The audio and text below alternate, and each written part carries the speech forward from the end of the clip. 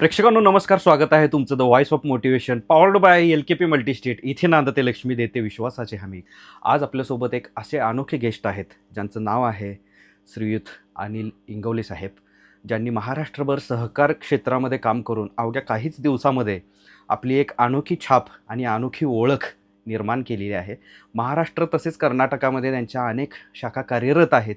तसेच तळागाळातून आणि गरीब परिस्थितीचे चटके भोगून या ठिकाणापर्यंत पोहोचण्यासाठी किंवा हा त्यांचा खडतर प्रवास आज आपण पाहणार आहोत. तर प्रथमतः त्यांचं स्वागत करूया आपण. साहेब नमस्कार, स्वागत. नमस्कार. आज तुम्हाला या ठिकाणी द व्हॉइस ऑफ मोटिवेशन या स्टुडिओमध्ये आल्यानंतर किंवा आपल्या या ग्रामीण भागामध्ये असा हा अद्ययावत टेक्नॉलॉजीचा एक पॉडकास्टिंग स्टुडिओ तयार झाला आहे, तर तुम्ही कसं बघता या गोष्टीकडे? काय वाटतं तुम्हाला? म्हणजे खरं तर मला मी तुमचं गोरे सरांचं कौतुक करावं असं वाटतं. कारण सांगोल्यासारख्या ठिकाणी किंवा जवळ्यासारख्या ग्रामीण भागामध्ये एक अतिशय अद्ययावत असं स्टुडिओ या ठिकाणी उपलब्ध करून दिला आणि आमच्यासारख्या उद्योजकांना किंवा सहकार क्षेत्रामध्ये काम करणाऱ्या व्यक्तींना कुठं तर महाराष्ट्र किंवा देशपातळीवर प्रसिद्धीच्या माध्यमातून न्यायला पाहिजे, ही तुमची खरं तर भूमिका अभिमानास्पद आहे.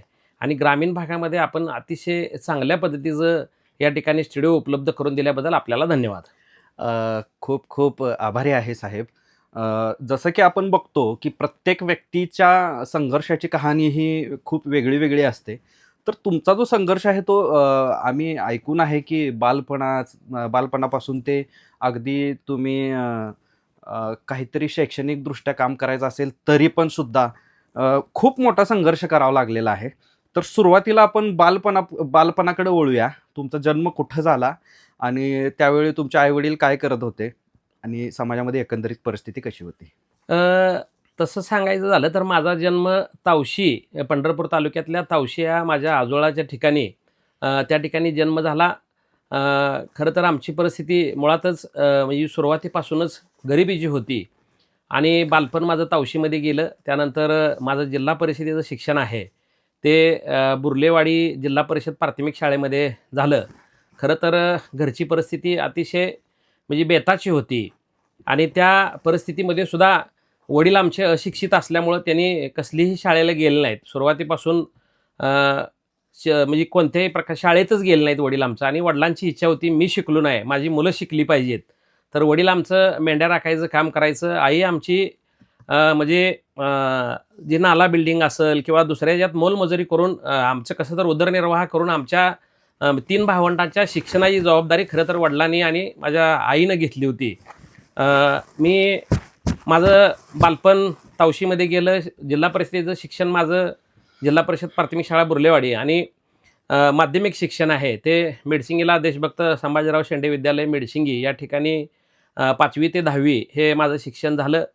अतिशय परिस्थिती बेताची असल्यामुळं म्हणजे आम्ही मेडसिंगी ते बुर्लेवाडी साधारणतः 5 किलोमीटर अंतर आहे. दररोज मी पायी चालत जाऊन येऊन, मी म्हणण्यापेक्षा माझ्या सगळे वर्गमित्र असतील त्यावेळची सगळ्यांचीच परिस्थिती काय अतिशय चांगली नव्हती. साधारणतः 96ला माझी 10वी झाली. तर 96ला म्हणजे ज्या वेळेला मी 10वीला होतो 5 वर्ष मी चालत येऊन जाऊन केलं. त्यावेळेला चप्पलसुद्धा मिळायची नाही. वडील आमचे मेंढ्या राखायचं, आई आमची दुसऱ्या यात कामाला जात होती. आणि अशा परिस्थितीत सुद्धा एक त्यांची जिद्द होती, आपला मुलगा शिकला पाहिजे, आपल्यावर जी वेळ आली ती आपल्या मुलांवर येऊ नये म्हणून त्यांनी शिक्षणासाठी या ठिकाणी आम्हाला चांगलं शिक्षण देण्याकरता सुद्धा थोड्याशा ज्या काही सुविधा असतील ते उपलब्ध करून दिल्या. खरं तर मला 10वीमध्ये वडिलांनी पहिल्यांदा, ती पण आमच्या आईच्या आग्रह खातो, पहिल्यांदा सायकल घेतली. आणि पॅन्ट आणि शर्ट हा सुद्धा मला खरं तर 10वीमध्ये म्हणजे मी 10वीच्या परीक्षेला जाताना वडिलांनी घेतला. तोपर्यंत आमची ती हाफ पॅन्ट आणि शर्ट असायचा आणि ती पण एकच असायचं, म्हणजे 2 सुद्धा नसायचं. आम्ही दररोज 1-2-3 दिवसातनं संध्याकाळी धुवायचं. ती तांब्यात कोळसा वगैरे टाकून ते पेटवून आम्ही त्याची इस्त्री करायचं. म्हणजे इस्त्रीसुद्धा त्या काळामध्ये आम्हाला खरं तर मिळाली नाही. आणि ती पण कधी 15 ऑगस्ट आणि 26 जानेवारीला दररोज इस्त्री करायचा काय विषयच नसायचा. संध्याकाळी धुवून टाकायची, वाळवायची आणि सकाळी घालून ते आम्ही या ठिकाणी शिक्षण घेत होतो. त्यानंतर 11वी-12वीला इंग्लिश स्कूल इथं +2 ॲटो इंजिनिअरिंग टेक्निशियन इथं मी प्रवेश घेतला आणि तिथून माझ्या खरं तर संघर्षाला सुरुवात झाली. वडील मेंढ्या राखायचे, आई दुसऱ्याच्यात कामाला जाऊन आम्हाला कसं तर शिक्षण करत होती. माझ्या पाठीमागं 2 भाऊ होते, त्यांच्याही शिक्षणाची जबाबदारी म्हणजे खरं तर आई-वडिलांवर होती. आणि मग मी 11वीला शाळेला गेल्यानंतर सांगोल्यात गेलो. मग सांगोल्यात रूम केली होती त्यावेळेला 11वी-12वी करता. आणि काय तर काम केलं पाहिजे म्हणून एक मी +2ला असल्यामुळं ऑटोमोबाईल्समध्ये धनंजय मिस्त्री म्हणून टिंगरे मिस्त्री होते, त्यांच्या हाताखाली एक प्रॅक्टिस करायला जायचं ऑटो इंजिनिअरिंग टेक्निशियन असल्यामुळं. आणि तिथंच एक पतंग्यांचं ऑटोमोबाईलचं दुकान होतं. 7 ते 9 या वेळाकरता मी त्यांच्यात काम करत होतो आणि मला ₹200 त्यावेळेला महिन्याला पगार देत होते. मी तेवढं 200 काही येईना, तर आपल्या म्हणजे शिक्षणासाठी, पुस्तकासाठी, वह्यासाठी काहीतरी उपयोग होईल म्हणून 1-2 वर्ष तिथं काम केलं. 11वी-12वी केल्यानंतर त्या पुढच्या काळामध्ये 12वी झाल्यानंतर FYला ॲडमिशन घेतलं आणि त्यानंतर सांगोल्यातून मुंबईला जाणाऱ्या ट्रॅव्हल्सची संख्या भरपूर होती आणि मला एक अपॉर्च्युनिटी मिळाली की आपण या ट्रॅव्हल्सचं बुकिंग केलं तर काय आपल्याला थोडं भाव कमिशन मिळेल आणि आपल्या शिक्षणाला किंवा आपल्या घराला थोडा हातभार लागेल म्हणून आम्ही ट्रॅव्हल्सचं बुकिंगचा या ठिकाणी मी शुभारंभ केला. माझे पार्टनर होते त्यावेळेचे शरद बनकर आणि आम्ही दोघांनी पार्टनरशिपमध्ये ट्रॅव्हल्स बुकिंगचा व्यवसाय चालू केला आणि साधारणतः 1998 ते 2004 पर्यंत ट्रॅव्हल्स बुकिंगचा मी शाळेचं शिक्षण करत ट्रॅव्हल्स बुकिंग करत होतो. नक्कीच. आणि थोडंसं कुटुंबाला काहीतर हातभार लावण्याचा त्या ठिकाणी मी प्रयत्न केला. मागच्या भावांच्या शिक्षणासाठी सुद्धा मी ट्रॅव्हल्सचं बुकिंग करून माझं शिक्षण आणि प्लस माझ्या भावांच्या शिक्षणासाठी सुद्धा थोडा या ठिकाणी मी निधी उपलब्ध केला किंवा लहानपणापासूनच म्हणजे 10वीपासून 11वीला शाळेला गेल्यापासूनच पैसा मिळवला पाहिजे. आपण काहीतर आयुष्यामध्ये प्रगती करण्याकरता आपण उद्योग व्यवसायाकडे वळलं पाहिजे. खरं त्यावेळची माझी भावना होती आणि मी त्यावेळेला ट्रॅव्हल्स बुकिंगच्या माध्यमातून म्हणजे एक छोटासा का होईना पण त्यावेळेला व्यवसाय चालू केला होता. नक्कीच. यश नक्कीच सगळ्यांना मिळतं, पण त्याचा कालावधी हा मोठा असतो. हे सगळ्यांनीच मान्य करायला हवं. कारण यश आज आपण प्रयत्न केलेत किंवा आज आपण काहीतरी नवनिर्मिती करू इच्छितोय, पण लगेचच आपल्या हाताला काहीतरी लागलंय किंवा असं काही नसतं. तसाच तुमचा हा संघर्षाचा भाग आहे. पण हे कामं करत असताना सहकार क्षेत्राकडं वळणं आणि तुमचं एकंदरीत शिक्षण घेत असताना तुम्ही जसं सांगितलं की घरची परिस्थिती अतिशय बेताची होती, हलाखीची होती, गरिबीची होती. तर ही आई-वडील शेतात कामं करायची आणि तुमच्यासाठी प्रोत्साहनपर म्हणजे ते शिकले नाहीत, पण माझी मुलं शिकायला हवीत, या दृष्टिकोनातून तुमच्या आई-वडिलांनी तुम्हाला जी मोलाची साथ शैक्षणिकदृष्ट्या जी दिलेली आहे. मग तुमचा नेमका प्रवास जो आहे, तुम्हाला असं कधी वाटलं की म्हणजे आता आपण खरंच शिकायला हवं? का तुम्हीही म्हणजे असं हताश, निराश झाला होता की घरची परिस्थिती आता हालाकीची आहे आणि आपलं काय होईल, कसं होईल? म्हणजे तुम्हाला हे प्रश्न भेडसावत होते का? आणि जर भेडसावत होते, तर त्या प्रश्नांवर तुम्ही कशी मात दिली आणि तुम्ही त्यातून बाहेर पडून एक वेगळं विश्व निर्माण करायची शैक्षणिक पात्रता आपल्याला मिळवायची आहे, म्हणून तुम्ही कशा पद्धतीनं त्या शिक्षणाकडे बघितलं आणि कोणत्या पद्धतीचं शिक्षण तुम्ही घेतलं, त्यामुळं तुम्हाला असं वाटलं की आता काहीतरी करिअर होईल? म्हणजे ह्या प्रश्नावर आपण जरा थोडासा मुळात काय आहे, मी 10वीला शाळेला होतो आणि 10वीला मला 50% मार्क मिळाले. माझी खरं तर शिक्षक व्हायची लई इच्छा होती. म्हणजे शिक्षक या विषयावर मला चांगली प्रचंड आवड होती. आपण शिक्षक झालं पाहिजे. समाज माणसामध्ये शिक्षकाला किंमत आहे. 10वीला मला 50% मार्क पडले. आता 11वीला आर्टला जायचं तर चांगली मार्क पडून आपण शिक्षक होणार नाही. 10वीला 50% ज्यावेळेला मला मार्क पडली त्यावेळेला शिक्षक ही माझ्या डोक्यातनं खूळ निघूनच गेलं. आणि मग मी नंतर 11वी-12वी +2ला प्रवेश घेतला. +2ला प्रवेश घेण्यामागचा सुद्धा माझा उद्देश होता की त्यावेळेला कसं होतं, 11वी ऑटो इंजिनिअरिंग टेक्निशियन, 12वी झालं की सूतगिरणीमध्ये मेंटेनन्स विभागामध्ये एक नोकरी मिळायची. आणि थोडंसं आमचं बाकीच्या गावातली माझी सगळी मित्र कंपनी माझ्या अगोदरची होती ती ऑटो इंजिनिअरिंग टेक्निशियन झालं. त्यावेळेला काहीतरी 5 का 6 हजार रुपये पगार होता. आपलं तेवढंच सकाळी 8 ते 4 ड्युटी असायची, त्याला पाळी पण नसायची. त्यामुळं माझ्या डोक्यात सूतगिरणीत मेंटेनन्स विभागात लागायचं म्हणून मी खरं तर 11वी ऑटो इंजिनिअरिंग टेक्निशियनला प्रवेश घेतला आणि 11वी-12वी झालं. त्यानंतर थोडंसं त्या 12वी नंतर मी प्रयत्न पण केला, पण काही थोडं राजकारणामध्ये काहीतरी कमी जास्त होत असतं आणि तिथंही मला संधी मिळाली नाही. संधी न मिळाल्यामुळं सुद्धा मी निराश न होता पुढं आपण काहीतरी केलं पाहिजे. दरम्यानच्या काळात मी ट्रॅव्हल्स बुकिंग करत होतो. FY-SY झालं आणि थोडंसं लहान वयामध्येच पैसे मिळवायची संधी मिळाल्यामुळं मग शिक्षणाकडे थोडं 12वीला पण मला 58.17 मार्क पडले आणि त्यानंतर FY-SY झालं. SYमध्ये माझं 2 विषय गेलं होतं. 4 विषय होतं. TYला ॲडमिशन घेता येत होतं. पण मी विचार केला आता आपण शिक्षणाच्या पाठीमागं न लागता आपण आता जे मी व्यवसायाकडे वळलो तर शिक्षण सोडून दिलं. म्हणजे माझं BA सुद्धा पूर्ण झालं नाही. मी SY शाळा म्हणजे TYला न जाता आता विषयच नको ती शाळा नकोच म्हणून सोडून दिली आणि मग ट्रॅव्हल्स बुकिंगच्या पाठीमागे लागलो. त्यानंतर साधारणतः 2003ला माझं लग्न झालं आणि मग लग्न होत असताना सुद्धा आपण काहीतरी केलं पाहिजे. आपल्याला कशी मुलगी मिळणार आहे, तर त्याकरता मग आम्ही छोटासा एक गावात पिठाची चक्की चालू केली आमच्या आईकरता. आई पण दुसऱ्याच्यात कामाला जात होती. त्याकरता मी तिला म्हटलं, "बाबा माझ्याकडे थोडं ट्रॅव्हल्स बुकिंगच्या माध्यमातून काही पैसे आले होते." त्यातनं मी एक आईला तिथं एक गावात आपल्या पिठाची चक्की चालू करून दिली. किंवा मेडशिंगीमध्ये आम्ही 2003ला साधारणतः एक नवीन शॉपिंग सेंटर झालं होतं. तिथे एक जनरल स्टोअर्स टाकू म्हणलं आणि छोट्या भावाकरता ते जनरल स्टोअर्सचं चालू केलं. एक पिठाची चक्की चालू केली. त्यानंतर तिसरा भाऊ होता, तो पण शिकत नव्हता. त्याला एक तिथं पानपट्टी टाकून दिली आणि उद्योग व्यवसायाकडे आपण वळलं पाहिजे. आणि दरम्यानच्या काळात 2005 साली मेडशिंगी ग्रामपंचायतीचं इलेक्शन लागलं होतं आणि गावात आमच्या एक पतसंस्था होती आणि मग इकडं ह्या राजकारणातनं सुदगिरीत नोकरी मिळाली नाही. मग आता ह्या ग्रामपंचायतीच्या माध्यमातून आमच्या म्हणजे चुलत्याच्या माध्यमातून हे गावातल्या एका पतसंस्थेमध्ये क्लार्क म्हणून मला नोकरीला घ्यायला पाहिजे अशी आम्ही त्या इलेक्शनमध्ये अट ठेवली. आणि त्यांनी सुद्धा आम्हाला आश्वासन दिलं की हे इलेक्शन पार पडलं की तुम्हाला 100% पतसंस्थेमध्ये क्लार्क घेऊ. मी इकडं ट्रॅव्हल्स बुकिंगचा थोडा व्यवसाय कमी झाल्यामुळे आपण व्यवसाय बदलला पाहिजे या भावनेतनं गावात व्यवसाय चालू केलं होतं. सर्वांनी मिळून जर गावातच काम केलं तर आपल्याला चांगलं करता येईल म्हणून मी ते इलेक्शन झालं आणि इलेक्शन झाल्यानंतर ज्या पतसंस्थेमध्ये मला क्लार्क म्हणून घेतो म्हणले होते त्याही लोकांनी पुढे जाऊन इलेक्शन संपल्यानंतर त्यांची गरज संपली आणि त्यांनी परत आम्हाला डावलण्याचा प्रयत्न केला. आम्ही दुसऱ्या एक जणाला शब्द दिला तुम्हाला आम्ही घेऊ शकत नाही म्हणले. त्यावेळचे माझे मार्गदर्शक नामदेव पाटील गुरुजी माझे मार्गदर्शक होते. त्या पाटील गुरुजींच्या मार्गदर्शनाखाली मी गुरुजींना म्हणलं, गुरुजी आता आपल्याला मी 2 लोकांनी फसवले. एक तर आधी आपल्याला सुदगिरणीत घेतलं नाही, दुसरी गोष्ट आपल्याला आता पतसंस्थेत पण घेतलं नाही. आपण काहीतरी केलं पाहिजे. आणि मग मी त्यावेळेला माननीय आदरणीय दीपक आबांच्या मार्गदर्शनाखाली 2006 साली शारदादेवी साळुंखे पाटील महिला ग्रामीण बिगर शेती पतसंस्था ही मेडशिंगीसारख्या ग्रामीण भागामध्ये सहकाराचं एक छोटंसं रोपटं त्यावेळेला 2006 साली मी त्या ठिकाणी लावलं. मग त्यामध्ये मी सचिव म्हणून 1-2 वर्ष काम केलं. म्हणजे सुरुवातीला मला 1200 रुपये पगार होता. पण आपण ती संस्था उभा केली. तिथं आपण थोडे दिवस काम केलं पाहिजे. मग मी सचिव म्हणून तिथं काम केलं.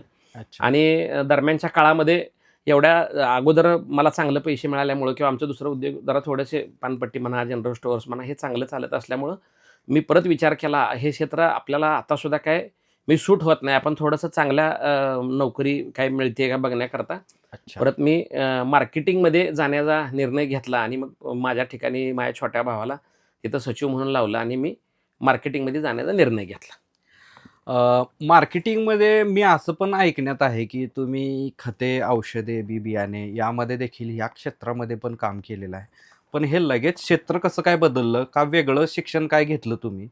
म्हणजे ह्याबद्दलची काय वेगळी स्टोरी आहे? म्हणजे कसं काय हे? त्यामध्ये असं झालं होतं राजकारणामध्ये माझी इतकी प्रचंड निराशा झाली की म्हणजे आम्ही पहिल्यांदा मी मगाशी सांगितलं माझ्याबद्दल 2-3 किस्से घडलं आणि राजकारण हे आपण केलं नाही पाहिजे किंवा आपल्या हे कामाचं नाही, आपल्याला कुठेही काय कोण उपयोग येत नाही म्हणून मी हे सगळं क्षेत्र राजकारण हे ते सगळं सोडून देऊन एक बी बियाणाच्या कंपनीमध्ये मार्केटिंगचं काम करण्याचा मी निर्णय घेतला. आणि माझा एक भाऊ होता, त्या भावाला अगोदर आम्ही दोघांनी मिळून त्या कंपनीमध्ये आम्ही ट्राय केला होता आणि आम्ही दोघांनी मिळून तिथं प्रयत्न केल्यानंतर त्या भावाला नोकरी लावली. मग मी त्यांना फोन केला की बाबा तुला लागले आता मला बी लागते का बघ. त्यांनी एक कंपनी म्हैको नावाची कंपनी सजेस्ट केली आणि त्यांची मग मी मंगाड्यामध्ये त्या अधिकाऱ्याची भेट घेतली. आणि त्यावेळेला राजकारणामध्ये प्रचंड नाद असल्यामुळे पांढरा शर्ट पांढरी पॅन्ट घालून मी खरं तर मुलाखतीला गेलो होतो तिथं. आणि त्या साहेबांनी माझी मुलाखत घेतली आणि साहेबांनी सांगितलं इंगोले तुम्ही हे करू शकत नसताय. मी म्हटलं साहेब मला 1च महिना संधी द्या. 1 महिन्यामध्ये तुम्हाला योग्य वाटलं तर मला कामावर ठेवा, नसेल तर 1 महिन्यात मला काढून टाका. तुम्ही फक्त संधी द्या, तुमच्या संधीचं 100% मी सोनं करणार. तुम्हाला जर योग्य वाटलं ठेवा. माझी ऑफरच अशी आहे की मला 1च महिना संधी द्यायची, तुम्हाला योग्य वाटलं ठेवा, नसलं तर काढून टाका, माझी काही अडचण नाही. कारण माझ्याकडे गमवायला काय नव्हतंच. त्यामुळे मी फुल कॉन्फिडन्सली मी बोलत होतो. कारण मला माहीत आहे मी ज्या बी क्षेत्रामध्ये काम केलं, ट्रॅव्हल्स असू द्या, सहकार असू द्या, राजकारण असू द्या, तिथं कधी आपल्याला म्हणजे असं जीव ओतून काम करायची माझी तयारी होती. आणि मी त्या साहेबांना जसा शब्द दिला आणि त्यांनी सांगितलं, माझा कॉन्फिडन्स बघितला, माझ्या कपड्यावर न जाता त्यांनी कॉन्फिडन्स बघून एकच सांगितलं मला, इंगोली तुम्ही उद्यापासून कामाला या. आणि मग मी दुसऱ्या दिवशी ते क्षेत्र जॉईन केलं. ते क्षेत्र माझ्यासाठी पूर्णपणे नवीन होतं. म्हणजे माझं कॉमर्स इकडं आर्ट शाळा झाली आहे माझी. माझा BSc ॲग्री नाही, त्याचा डिप्लोमा नाही, कोणताही नाही. फक्त आपल्या मनामध्ये एकच इच्छा होती, कोणतेही काम आपल्यासाठी कमी नाही आणि ते आपण करू शकतो ही भावना माझ्या मनामध्ये होती. आणि मग मी दुसऱ्या दिवशी ते जॉईन केलं. जॉईन केल्यानंतर माझा पहिला दिवस असा होता, मंगळवाड्यापासून निघल्यापासून अकलूजपर्यंत जायपर्यंत जेवढं महाराष्ट्र शासनाचं रस्त्यावरचं जे बोर्ड आहेत त्याच्यावर पोस्टर लावायचा बोर्ड होता. म्हैको 3838, म्हैको 3845 किंवा म्हैको M204 नावाची बाजरी होती, मला अजूनही आठवतंय. ह्याची सगळी पोस्टर चिटकवत संध्याकाळपर्यंत आम्ही अकलूजला पोचलो. आणि मग तिथे एका माझ्या मित्राची रूम होती, तिथं जाऊन त्या ठिकाणी मी मुक्काम केला आणि तिथंच राहायला मी सुरुवात केली. आणि येणाऱ्या 2-3 एक 2-3 महिन्यामध्ये मी साधारणतः मेमध्ये जॉबला लागलो होतो. जूनमध्ये पाऊस चांगला पडला आणि त्या भागामध्ये थोडंसं आम्ही पोस्टरिंग किंवा कॅम्पेनिंग चांगलं केलं आणि तिथं मी एक 2-3 महिन्यामध्ये इतके चांगला सेल केला की तिथला जे एक दुकानदार होता, ते दुकानदार म्हणजे ह्या कंपनीचा माणूसच तिथे कधी 2-4 महिन्याच्या वर काम केलं नाही. पण माझा स्वभाव असा ॲक्टिव्ह असल्यामुळं मी त्या दुकानदाराचं इतका जबरदस्त सेल केला की त्यांनी होऊन स्वतः साहेबांना फोन करून सांगितलं, साहेब माणूस एक नंबर दिलाय. मग त्या साहेबांनी सुद्धा मला विचारलं, इंगोले अरे आज काय जादू केली तू त्या माणसावर, एक माणूस आपला कधी टिकू दिलेला आहे पण तू त्या माणसावर अशी जादू केली की तू तुझी शिफारस करायला लागलाय. म्हणजे आम्ही त्यावेळेला काम केलं आणि 2-3 महिन्यानंतर ज्यावेळेला ब्रेक द्यायची, त्यानंतर कंपनी कसं होतं टेम्पररी लोक घ्यायची आणि परत ब्रेक द्यायची. मला वाटलं आता मला 6 महिने झालेत, माझ्या अगोदर 3-3 वर्ष काम केलेली लोक होती. साहेबांनी मला न ब्रेक देता 3 वर्ष ज्याला काम केलं होतं त्याला ब्रेक दिला आणि मला पुढं तिथं कंटिन्यू या ठिकाणी संधी उपलब्ध करून दिली. मग त्यानंतर मी 2 वर्ष त्या कंपनीत काम केलं, अकलूजला राहिलो. परिस्थिती हालाकीची होती, घरी बी काय जास्त आर्थिक नव्हतं. त्यावेळेला माझं 2003ला लग्न झालं, 2006-7ला मला पहिली मुलगी झाली आणि खरं तर त्या मुलीच्या म्हणजे पायातनं लक्ष्मी आमच्या घरामध्ये 100% तिनं म्हणजे हे केलं, आगमन झालं लक्ष्मीचं. आणि तिथून थोडीशी माझी परिस्थिती चेंज व्हायला मी तिकडे कंपनीत गेलो.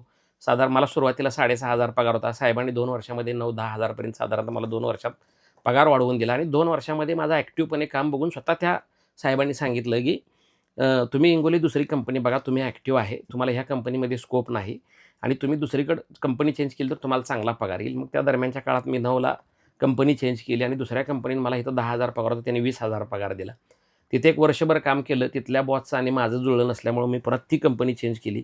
मी तिसऱ्या कंपनीत ज्या वेळेला गेलो त्या कंपनीने मला त्यावेळेला साधारणतः म्हणजे 40,000 रुपये पगार दिला होता. आणि मी तिन्ही कंपन्यांमध्ये निष्ठेनं काम केलं. या भागामध्ये ती कंपनी टॉपला नेण्याचा प्रयत्न केला आणि 2च वर्ष त्या कंपनीत काम केलं. त्यावेळेला मला 40,000 पगार आणि 5 जिल्हे म्हणजे या पश्चिम महाराष्ट्रातले 5 जिल्हे माझ्याकडे त्यावेळेला हे होते. पण तिथं सुद्धा मला असं वाटायला लागलं होतं की बाबा इथं सुद्धा आपल्याला भविष्य नाही. म्हणजे आपल्याला काय दुसऱ्याच्यात काम करायचं नाही, आपण स्वतः एखादा उद्योग उभा केला पाहिजे, व्यवसाय उभा केला पाहिजे आणि राज्याच्या किंवा देशाच्या म्हणजे अर्थव्यवस्था आहे किंवा तरुणांच्या हाताला काम मिळायला पाहिजे. खरं तर मीच बेरोजगार होतो, पण मला असं वाटायचं की आपण काहीतरी केलं पाहिजे. नुसतं आपण एकटं जगून काय फायदा नाही किंवा आपण एकट्यानं पैसे मिळवलं म्हणजे काय आपण मोठं होणार नाही. त्याकरता मग मी दरम्यानच्या काळात मग 2012ला त्या नोकरीचा राजीनामा दिला आणि मग रुपनर साहेबांच्या माध्यमातून एक छोटा मोठा आपल्याला त्यांच्या उद्योग व्यवसायाशी निगडीत असणारा काय व्यवसाय वगैरे करता येते का बघून मग सुरुवातीला मी त्या ठिकाणी पाण्याचा एक टँकर घेतला त्यांच्या माध्यमातून आणि मग थोडंसं 1, 2, 3, 4, 5 असं टँकर करत 4-5 टँकर झालं. एक 2-3 वर्ष टँकरच्या माध्यमातून सुद्धा मी चांगला म्हणजे 5 टँकर म्हणजे 10 लोक तिथं. खरं तर माझं जी बेरोजगारी हटवण्यासाठी किंवा बेरोजगार मात करण्यासाठी आपल्याला काय करता येते का, एक छोटासा प्रयत्न 5 टँकरच्या माध्यमातून 10 का होईना पण लोकांना आपण रोजगार दिलाय, त्याचा कुठं तर मनाला म्हणजे आनंद होत होता. आणि दरम्यानच्या काळात मग आम्ही तिकडं बी बनाच्या कंपनीत असताना नेहरू युवा मंडळाच्या माध्यमातून सुद्धा या जिल्ह्यामध्ये चळवळ उभा करायचा मी त्या ठिकाणी प्रयत्न केला. सुरुवातीला मी सांगोला तालुक्याचा अध्यक्ष होतो, त्यानंतर मी जिल्ह्याचा अध्यक्ष झालो नेहरू युवा मंडळाचा आणि जिल्हाभर 40,000 युवकांची फौज त्यावेळेला मी साधारणतः 2009-10च्या कालखंडामध्ये जिल्हाध्यक्ष असताना मी आपल्या तालुका किंवा जिल्हाभरामध्ये नेहरू युवा मंडळाची चांगली फौज निर्माण केली होती. त्यावेळची संघटना आज सुद्धा माझ्या कामाला येते. जिल्हाभर माझे मित्र आहेत आणि 2000 साधारणतः 9ला आम्ही मेरठ टू दिल्ली मी चालत गेलो होतो. त्यावेळेला सुरुवातीला पहिल्यांदा दिल्लीला गेलो आणि तिथनं आमची रॅली होती. राजकारण सोडून देऊन मग समाजकारणाच्या पाठीमागे लागून मग हे नेहरू युवा मंडळ असेल किंवा 2010ला आम्ही सूर्योदय परिवाराची स्थापना केली. मेडसिंगीमध्ये एक 5-6 युवक एकत्र येऊन आम्ही सूर्योदय परिवाराची स्थापना केली आणि मग सामाजिक कार्यामध्ये या ठिकाणी मी काम करत असताना म्हणजे नेहरू युवा मंडळ, सूर्योदय परिवार या माध्यमातून जे समाजाला काहीतरी आपण देणं लागतो, समाजासाठी आपण काहीतरी केलं पाहिजे. मग मेडसिंगी फेस्टिवल असेल, नेहरू युवा मंडळाच्या माध्यमातून तालुकास्तरीय स्पर्धा, जिल्हास्तरीय स्पर्धा या आयोजित केल्या होत्या. इकडे एक बाजूला नोकरीसाठी झगडत होतो, दुसऱ्या बाजूला समाजासाठी आपण काहीतरी केलं पाहिजे यासाठी सुद्धा काम चालू होतं. तर तुम्ही बघू शकता मंडळी की कशा प्रकारे त्या क्षेत्रात शिक्षण जरी नसलं तरी त्या क्षेत्रामध्ये अग्रस्थानी पोहोचणं किंवा उच्चस्थानी सर्वोच्च स्थानी आपण पोहोचून अधिकाऱ्यांची मनं जिंकून कशा पद्धतीनं त्या क्षेत्रात कार्य करता येतं हे देखील आपण बघितलेलं आहे. आणि एक वेगळी ऊर्जा कशा पद्धतीने असते आणि मोटिवेट कसं व्हावं, तर ते स्वतःच्या आयुष्याकडं बॅकला जाऊन बघितल्यानंतर की माझी परिस्थिती गरिबीची होती आणि मला हे केल्याशिवाय गत्यंतरच नाही आणि हे करावंच लागणार आहे, ह्या प्रेरणेनं प्रेरित होऊन ती कामं केल्यानंतर ती कामं होत असतात. अनिल भाऊ, आम्ही असं देखील ऐकून आहे की तुम्ही म्हणजे वेळप्रसंगी काही चारीची कामं किंवा काही श्रमाची जी काही कामं आहेत ती देखील केलेली आहेत. तर ती करण्याची वेळ कशी काय आली आणि तो संघर्ष कसा होतो हे ऐकायला हे आम्हाला म्हणजे आवडेल. म्हणजे मी मगाशी सांगितलं आपल्याला की 10वीला शाळेला ज्यावेळेला होतो त्यावेळेला परिस्थिती अत्यंत हलाखीची होती. 10वीची परीक्षा संपली आणि मग आपण 2 महिने उन्हाळ्याची सुट्टी होती. त्यावेळेला सामाजिक वनीकरणाची कामं चालू होती. सामाजिक वनीकरण म्हणजे वृक्षारोपणसाठी, झाडं लावायसाठी त्यांच्या एक चारी काढायचा विषय होता. माझा मित्र म्हणजे लहानपणीचा माझा मित्र नानासाहेब घाडगे. नानासाहेब घाडगे आणि आम्ही दोघंजण मिळून वृक्षारोपणच्या ज्या चाऱ्या होत्या की त्या अंगावर काम होतं. मी साधारणतः 18 फूट चारी काढली की ₹36 मिळायचं आणि 18 फुटापेक्षा जास्त काढू पण देत नव्हती ती सध्या. तर आम्ही सकाळी लवकर उठायचं आणि 6 वाजताच आम्ही ते चारी काढायसाठी जायचं. म्हणजे 6 ते 8 लोकं कामाला यायच्या आधी आमची चारी पूर्ण व्हायची आणि मग तास 2 तास आम्ही आपल्या इकडे-तिकडे फिरणार आणि आमची चारी मी त्या 18 फुटापेक्षा जास्त काढता येत नव्हतं, शासनाचा नियम होता. मी ती कामं केली. त्यानंतर जो तुमचं विहीर काढायचं त्यावेळेला मी क्रेन असायचं. त्या क्रेनवर सुद्धा मी मी उन्हाळ्याच्या सुट्टीमध्ये शाळा बुडवून काही कधी कामाला जायचा योग आला नाही. पण 11वी जी उन्हाळ्याची सुट्टी असेल, 12वी असेल किंवा 10वीच्या उन्हाळ्याच्या सुट्टीमध्ये हे वृक्षारोपण असेल, नाला बिल्डिंगच्या कामाला आईला मदत करायसाठी सुद्धा मी तिच्याबरोबर कामाला जायचं. त्याचबरोबर विहिरीची जी कामं आहे ती सुद्धा मी त्या काळामध्ये म्हणजे दगड भरणे, क्रेन ढकलणे किंवा क्रेनमध्ये जे दगडं टाकून जे आपण दिवसभराचं जे काम आहे ते करायचो. परत 2 आमच्या घरी मेंढरं असल्यामुळे आमचं वडील काय करायचं, उन्हाळ्यामध्ये 2 महिने 100% उन्हाळ्याची सुट्टी कधीच येऊ नये असं मला आयुष्यामध्ये वाटायचं. कारण उन्हाळ्याची सुट्टी लागली, रविवार आणि उन्हाळ्याची सुट्टी ह्याचं लय मला वावडं होतं. कारण दर रविवारी वडील 100% मेंढराला लावायचं आम्हाला आणि वडील बाजारला जायचं आणि उन्हाळ्याची सुट्टी लागली त्या दुसऱ्या दिवशीपासून हातात काठी आली म्हणून समजायचं. ती काठी शाळा चालू होईपर्यंत कधी हातात म्हणजे पडलीच नाही. मी कारण मी अगदी 9वी, 8वी, 9वी पासून म्हणजे मी ते मेंढर राखायचो. मी उन्हाळ्यात 2 महिनं आम्ही मेडसिंगीसारख्या भागामध्ये जाऊन बुर्लेवाडीतनं मेडसिंगीला तिकडं कोणाच्या रानात ती सगळ्या मेंढ्या बसवायच्या, तिकडंच फिरवायची, तिकडंच चारायचं आणि 2 महिन्यानंतर जेव्हा शाळा सुरू होईल त्यावेळेलाच ती खरं तर काठी फाडायची. पण आता ते योग्य होतं असं वाटतंय. पण त्यावेळेला त्या काळामध्ये उन्हाळ्याची सुट्टी, मामाच्या गावाला गेलं पाहिजे, मावशीकडे गेलं पाहिजे, आनंद घेतला पाहिजे. ही जी गोष्ट होती ही म्हणजे रविवारी तर रविवार आणि उन्हाळा हे म्हणजे माझ्या आयुष्यामध्ये कधीही मला येऊ नये असं त्यावेळेला वाटायचं. पण आज वाटतं की आपण त्यावेळेला आई-वडिलांना मदत केली आणि त्याचा कुठेतरी आपल्याला सपोर्ट झाला किंवा आपण कामाला दुसरीकडे म्हणजे हे केलं. त्यांनी जी किती कष्ट करत होते ते खरं तर त्याची आज आपल्याला या माध्यमातून जाणीव होते आपल्याला. हे अशी अनेक प्रकारची जी कामं आहेत. म्हणजे सांगोल्यामध्ये सुद्धा मी अगदी बिल्डिंग उभा करतो त्याचं खड्डं काढायचं काम सुद्धा आमच्या चुलत्यानं आणि आम्ही दोघांनी मिळून केलेलं आहे. म्हणजे आपल्या हाताला येणारं काम आहे. म्हणजे ते कधीही कमी न समजता आपल्याला आज त्याची गरज आहे आणि आपण त्याच्यातनं काहीतरी उत्पन्न पैसे उभा करून आपल्या शिक्षणासाठी असतील, आपल्या कुटुंबासाठी असतील, हे करण्यासाठी कधीही कोणतंही काम मी कधी हलकं न समजता आलेलं काम आहे हे करायचं आणि त्याच्यातनं आपण 100% त्यातनं आपल्याला पुढं जाता येईल. म्हणजे एखादं काम आपण केलं की त्यानंतर त्या कामाची किंमत पण कळते आणि मग आज आपण उभा राहिल्यानंतर हे अनेक म्हणजे मी वेगवेगळ्या पद्धतीची कामं केल्यामुळं आपल्याला एक तो आपल्या पाठीशी ते अनुभव आज उभा आहे सध्या आपल्या पाठीशी. तसं ही झाली तुमची म्हणजे मनापासून काम करण्याची इच्छा. आणि जसं तुम्ही मगाशी सांगितलं की क्षेत्र कोणतंही असो, त्यावेळी जर त्या गोष्टी जर तुम्हाला कळल्या नसत्या किंवा तुम्ही त्या क्षेत्रातून तावून सुलाखून जर निघाला नसता, तर कदाचित आज हे चित्र आपल्याला बघायला मिळालं नसतं किंवा आईवडिलांनी त्यावेळी तुमच्यावर ज्या टाकलेल्या जबाबदाऱ्या होत्या आणि कुठल्याच आईवडिलांना असं वाटत नसतं की बाबा आपल्या मुलांनी म्हणजे असं फिरून खावं किंवा मामाच्या गावाला जावं किंवा जास्तीत जास्त काहीतरी करू नये असं वाटत नसतं. आपल्या आईवडिलांना असं वाटतं की आपल्या मुलांनी नेहमी कार्यक्षम राहावं, कार्यकुशलता त्यामध्ये निर्माण व्हावी आणि काहीतरी चिकित्सक वृत्तीनं त्यांनीही काहीतरी करावं असा त्यांचा हेतू असतो. परंतु बापानं जे केलंय तेच मुलानं करावं अशी त्यांची अपेक्षा नसते. ज्या त्या वयात जी ती जबाबदारी मुलांवर पडल्यानंतर मुलं सुधारतात ह्या भावनेनं तुमच्यावर ती जबाबदारी टाकली होती. ह्या गोष्टी जरी त्यावेळी तुम्हाला कळल्या नसतील, पण आज त्या कळतात. ह्या ह्या ह्या गोष्टीचं किती कौतुक करावं तेवढं कमी आहे.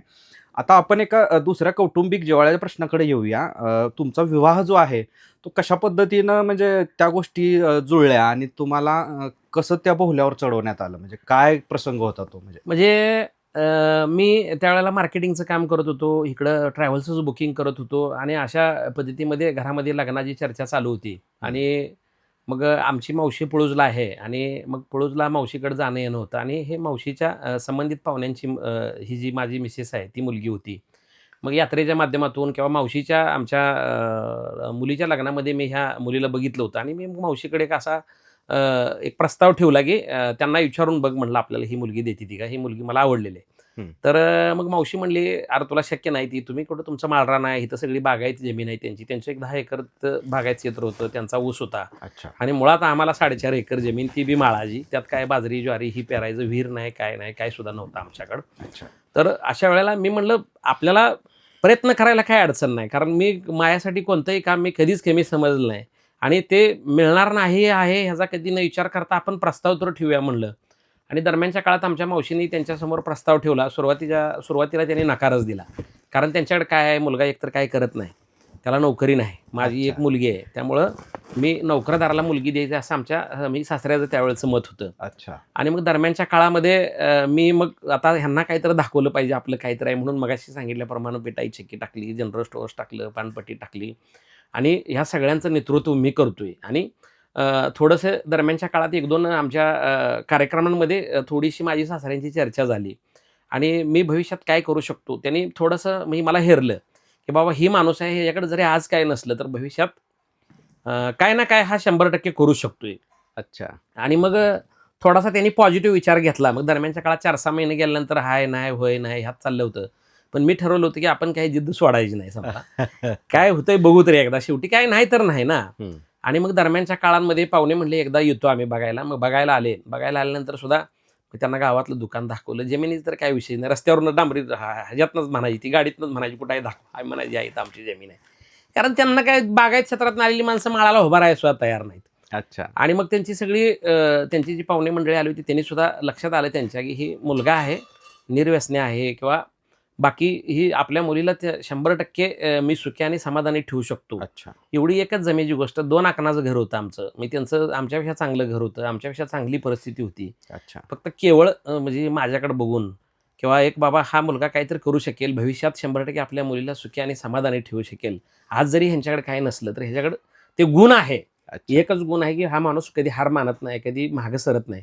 100% काय ना करल. म्हणून खरं तर त्यांनी त्यावेळेला मला म्हणजे ती आमचं लग्न जमलं. त्यानंतर सासऱ्यांना माझ्या म्हणजे आमची तेव्हा परिस्थिती बी नव्हती. मी त्यांना सोनं घालायसारखी सुद्धा परिस्थिती नव्हती. मी त्यांनी जी मला सोनं घातलं तर तीच मी आपल्या दुसऱ्या सोनाराकडे नेऊन ठेवलं आणि त्याच्याऐवजी मी दुसऱ्या 1-2 मित्राच्या अंगठ्या वगैरे मागवल्या आणि ती मोडूनच तिला त्यावेळेला मंगळसूत्र केलं होतं. मी 5-25 हजार खर्चाही सुद्धा त्यावेळेला खरं तर मी इतकी स्ट्रॉंग परिस्थिती नव्हती. आणि अशा काळात मग त्या पाहुण्याने त्यांनी अतिशय चांगल्या पद्धतीचं पळूसारख्या ठिकाणी त्यांनी मला म्हणजे लग्न लावून दिलं आमचं. आणि मग लग्न झाल्यानंतर सुद्धा म्हणजे माझ्या मिसेसच्या पायात मगाशी मुली ज्या म्हणलं तसं मिसेसच्या पायात सुद्धा लक्ष्मी आहे. आणि मग ती आल्यानंतर सुद्धा म्हणजे आमची जी भरभराटीचा जो काळ आहे, मी त्यावेळेला तिनं सुद्धा म्हणजे आमचं लग्न झालं त्यावेळेला 2 आकणाचं घर, आम्ही 5-6 लोकांचं कुटुंब.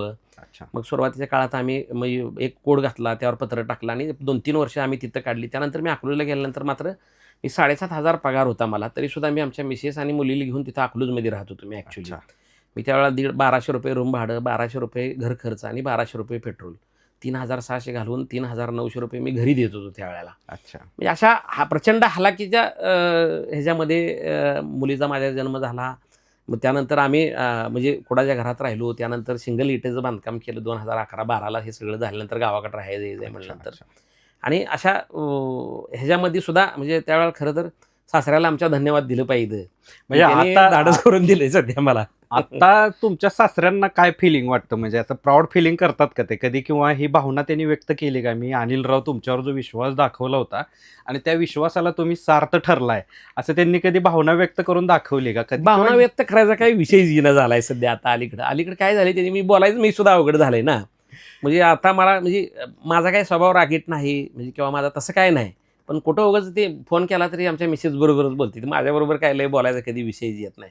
आधीमध्ये कधी तर सणाला ह्याला त्याला आल्यानंतर म्हणजे त्यांच्या मनामध्ये ती भावना आहे. म्हणजे आपण जो विश्वास दाखवला ती त्यांनी 100% आपण सक्सेसफुल केला आहे किंवा आपल्याला म्हणजे त्यांच्याही स्वप्नात नव्हतं आणि माझ्याही स्वप्नात नव्हतं असं सध्याची परिस्थिती निर्माण झाली. त्यामुळं त्यांनाही वाटलं नसेल किंवा मलाही वाटत नव्हतं ना की बाबा अच्छा. आपण म्हणजे ह्या स्टेपला जाईल असं. फक्त आपल्याकडे एक जिद्द चिकाटी कधी म्हणजे हाताला पडेल ते काम करणं, म्हणजे कोणतंही काम कमी नाही हे करून म्हणजे ही केल्यामुळं आज खरं तर आपलं हे जे आपण केलेल्या कामाचं चीजच आहे हे सध्या. हे आपण बघू शकतो की आपल्या केलेल्या कामाची पोहोच पावते आणि आपल्यावर विश्वास ठेवून ज्या नातलगांनी, ज्या सासरेबुवांनी यांना त्यांची कन्या दिलेली आहे आणि त्याचं सोनं कशा पद्धतीनं करायचं हे यांच्याकडून शिकायला मिळेल. मग आता ह्या धक्काधक्कीच्या आणि एवढ्या शाखा आणि एवढं मोठं उद्योग समूह तुमचा उभा केलाय तुम्ही, तर यामध्ये फॅमिलीकडे बघण्याचा दृष्टिकोन कसा आहे आणि तुम्हाला आता पहिल्यासारखा वेळ देता येतो का? आणि त्यांच्या काय कुरबुरी किंवा काय तक्रारी असतात का? म्हणजे साहेब तुम्ही आम्हाला वेळ देऊ शकत नाही किंवा मग तुमची काय पर्टिक्युलर टायमिंग आहे का, वेळ आहे का? कसं बघता म्हणजे आता कुटुंबाकडं? म्हणजे जशा जशा जबाबदाऱ्या वाढत जातील तसं तसं तुम्हाला हा ताण किंवा वेळेचं नियोजन हे कसं असतं म्हणजे आता? नाही, मुळात काय आहे उद्योग व्यवसाय म्हणजे मगाशी आपण सांगितलं की 2000 मग मी साधारणतः 2010ला एक छोटंसं सूर्योदय गोल्ड फायनान्स नावाचं आमचे 3 मित्र म्हणजे माझे 3 मित्र डॉक्टर बंडू लवटे, जगन्नाथ भगत गुरुजी आणि सुभाष दिघी गुरुजी ह्या दोघा-तिघी मित्रांना माझ्यासोबत घेतलं आणि एक आपण सूर्योदय नावाची सूर्योदय परिवाराची अगोदरच आम्ही स्थापना केली होती. पण साकार क्षेत्रामध्ये थोडा पहिलाच आम्हाला आवड असल्यामुळं एक फायनान्स चालू केलं. त्यानंतर आम्ही बचत गट चालू केला आणि हे सगळं करत असताना गावामध्ये अतिशय चांगल्या पद्धतीचं काम केलं मी आणि ते काम करत असताना 2015 साली ग्रामपंचायतीचं इलेक्शन लागलं आणि आमचे मार्गदर्शक भाऊसाहेब रुपनारांच्या मार्गदर्शनाखाली मलाही वाटलं आपण गावासाठी काहीतरी केलं पाहिजे, इतकं चांगलं काम करतोय आपण. आणि त्यावेळेला गावानं सुद्धा आम्हाला खरं तर भरभरून मदत केली.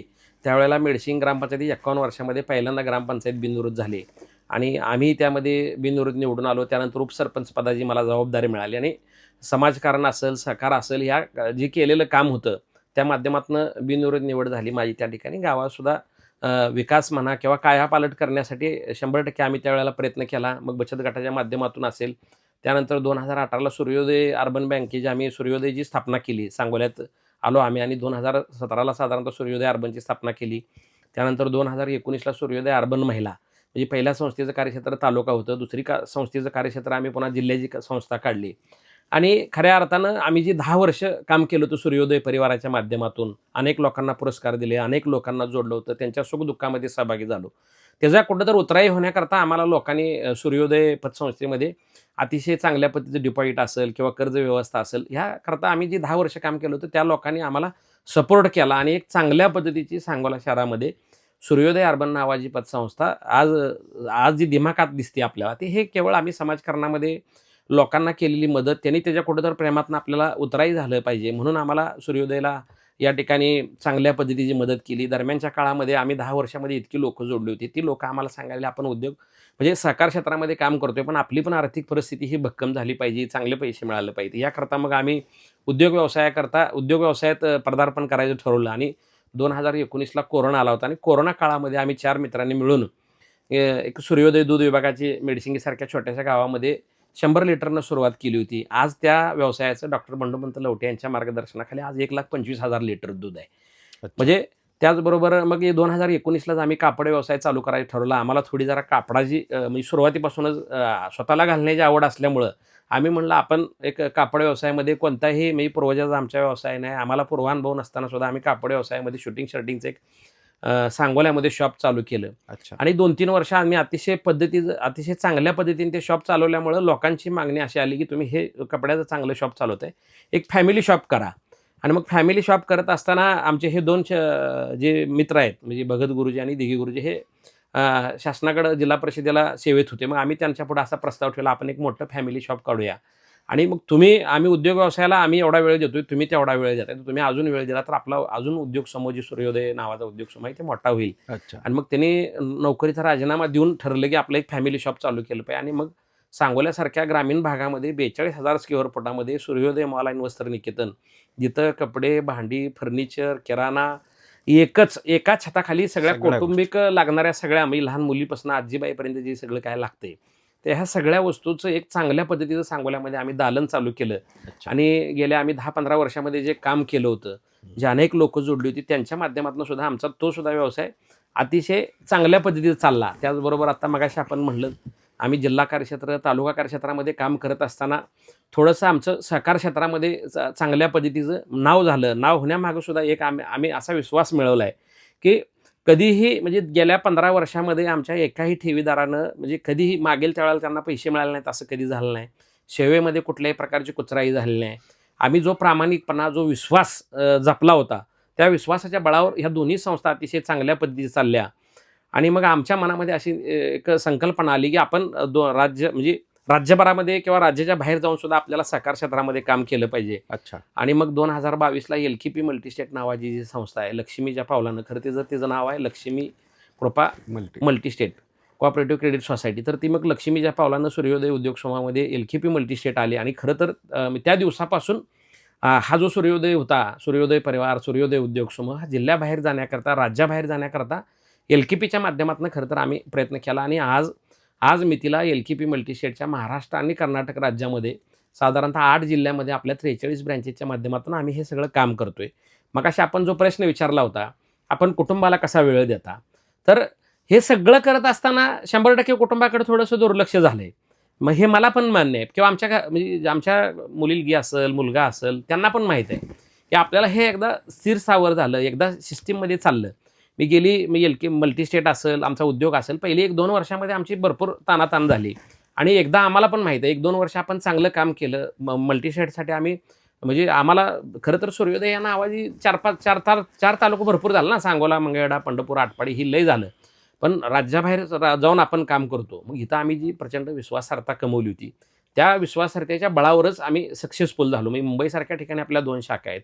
तिथं सुद्धा अतिशय चांगल्या पद्धतीचा व्यवसाय आपल्याला होतोय. कर्नाटकमध्ये आत्नी आहे, तिथं काय सूर्योदयाचा संबंध नसताना सुद्धा इथं केलेलं चांगलं काम, इथल्या लोकांनी दिलेला तिकडं जो प्रतिसाद आहे, त्याच्यामुळे आम्ही तिथं सक्सेसफुल झालो. आणि एकदा संस्था सक्सेसफुल झाल्यानंतर आपल्याला काय अडचण येत नाही. आता कुटुंबाला वेळ द्यायचा विषय आहे, तर आता मी म्हणजे कसं आहे, आपण एकतर काम सगळं सरळ मार्गी करतोय. अच्छा. म्हणजे त्यामुळे आपण घरी आलो, मी नुसतं जरी असं झोपायचं ठरवलं तरी 5 मिनिटामध्ये मला अतिशय चांगल्या पद्धतीने झोप लागते. नक्कीच. म्हणजे कधीही आपण जर चुकीचं काम केलं तर 100% आपल्याला झोप लागणार नाही. आरोग्याच्या तक्रारी वाढणार आहे, त्या सगळ्या अडचणीच्या सगळ्या ज्या गोष्टी आहेत ती येत नाहीत. एक त्यामुळं कोणत्याही प्रकारचा आजार नाही. आपण एकतर माळकरी आहे, विठ्ठलाचा निस्सिम भक्त आहे मी सध्या. त्यामुळं सुद्धा कसं आहे, आपल्याला आपण शाकाहार खातो त्यामुळं. आणि त्यामुळं आपलं आरोग्य सुस्थितीत आहे. आपण एक साधारणतः आज आमच्याकडे 800-900 कर्मचारी आहेत. आपण 900 कुटुंब उभा केलेत. आपल्या मागं ह्या 900 कुटुंबांचा आशीर्वाद आहे. अप्रत्यक्ष सुद्धा आज आमच्याकडे 30-40 हजार ठेवीदार आहेत, एक 40,000 कर्जदार आहेत. आमचे 1 लाख साधारण दोन्ही संस्थांची मिळून लाखभर सभासद आहेत आपली. एवढ्या सगळ्यांचा खरं तर डोलारा आपल्या ह्याच्यावर आहे. त्यामुळं परमेश्वरानं सुद्धा आपण इतकं म्हणजे आपण आयुष्यामध्ये चुकीचं काम केलं नसल्यामुळं त्या बाबतीत सुद्धा मी समाधानी आहे. मग एकतर शरीराच्या तक्रारी नसल्या की आपल्याला कुटुंबाला सुद्धा वेळ द्यायला काही लई अडचणी येत नाहीत. त्याचबरोबर रविवार हा खरं तर मी कुटुंबासाठीच ठेवलेला असतोय. पण त्या ठेवलेल्या दिवशी सुद्धा काय समजा लग्न बिग्न असलं की तिथं सुद्धा आपल्याला प्रॉब्लेम येतात. पण 100% रविवारी आपण कुटुंबासाठी वेळ देतो. आणि आता तर काय मुलगा मुलगी शाळेला बाहेर असल्यामुळं आता काय आम्ही दोघंच असतो. त्यामुळे काय वेळेचा काय विषय जास्त येत नाही किंवा त्यांच्या तशा काही जास्त तक्रारी नाहीत. कारण आपण हे सगळं उभं केलंय, त्यांना पण माहिती आहे. त्यांनी माझा पडता जो काळ होता त्याच्यापासून आज जो आलेला काळ आहे, हे सगळ्या काळाची ती साक्षीदार आहे. त्यामुळे त्यांनी तक्रारी न करता आमच्या प्रगतीमध्ये किंवा माझ्या पाठीमागं उभा राहून आज सूर्योदय अर्बनची ती चेअरमन आहे. तर ती मला सुद्धा त्या साकारामध्ये सुद्धा आज तिचा सपोर्ट आहे. छोटे छोटे कार्यक्रम असेल, महिलांसाठी काय करता येईल, तर ती आता मला आज सपोर्ट करते. त्यामुळं तिला म्हणजे आमच्या मंडळीला ह्याच्यामध्ये घेतल्यामुळं तिला काम काय असतं किंवा आपण त्रास द्यावा का नाही द्यावा ह्याची सुद्धा कुठंतर भावना त्याच्यातनं निर्माण झाले. त्यामुळे तिलाच माहीत झालं ह्यात काम आहे. त्यामुळे त्रास द्यायचा काही विषयच येत नाही आपल्याला सध्या. नक्कीच. खूप छान पद्धतीनं तुम्ही समजावून सांगितलं. म्हणजे एवढं मोठं व्याप आहे, एवढा मोठा डोलार आहे, त्यातून म्हणजे कुटुंबाला वेळ द्यायचा न द्यायचा किंवा एक जबाबदारी जर आपल्या पत्नीवर दिली तर ती कशा पद्धतीने हँडल करते आणि यामध्ये किती वेळ द्यावा लागतो हे त्यांनाच जर दाखवून दिलं तर त्यांच्या कुरबुरी किंवा त्यांच्या तक्रारी संपतील. खूप हुशारीनं आणि खूप चाणाक्ष पद्धतीनं ही गोष्ट तुम्ही म्हणजे हँडल केलेली आहे. आता मला एक वेगळ्या मुद्द्यावर यायचं आहे. सूर्योदय फाउंडेशन नावाचं एक जे काम आहे ते मेडशिंगीसारख्या छोट्या गावातून त्याचं बीजांकुर तुम्ही रोवलं गेलं आणि त्याचं वटवृक्षामध्ये रूपांतर झालं आहे. आणि खऱ्या अर्थानं सूर्योदय फाउंडेशनच्या त्या कार्यक्रमाला मोठी गर्दी असायची. मेडशिंगी फेस्टिवल वगैरे अशा पद्धतीनं ते भरवायचं तुम्ही. तर त्याची सुरुवात कशी केली आणि त्याचा फायदा काय झाला तुम्हाला आणि ते का निर्माण केलं तुम्ही? त्यामध्ये कसे सभासद वगैरे कसं होतं ते तुमचं? सुरुवातीच्या काळापासूनच समाजकारणाची आवड होती आणि मग आपण एक गावासाठी काहीतरी केलं पाहिजे. आपण ज्या गावात जन्मलोय तिथं काहीतरी आपण केलं पाहिजे म्हणून आम्ही सूर्योदय परिवाराची स्थापना केली. सुरुवातीला आम्ही 4 आणि 2 मित्र एकत्र घेतले. 6 जणांनी मिळून आम्ही 10,000 रुपये वर्षाला वर्गणी काढायचं आणि 60,000 रुपयामध्ये काय स्पॉन्सरशिप घेऊन पहिल्या वर्षी आम्ही मेडसिंगी फेस्टिवल चालू केलं. आणि मग दरम्यानच्या काळामध्ये त्याच्या पुढच्या वर्षी अजून आम्हाला 4 मित्र आले. त्याच्या पुढच्या दरच्या वर्षी 3-4 मित्र त्यात ॲड व्हायला लागले.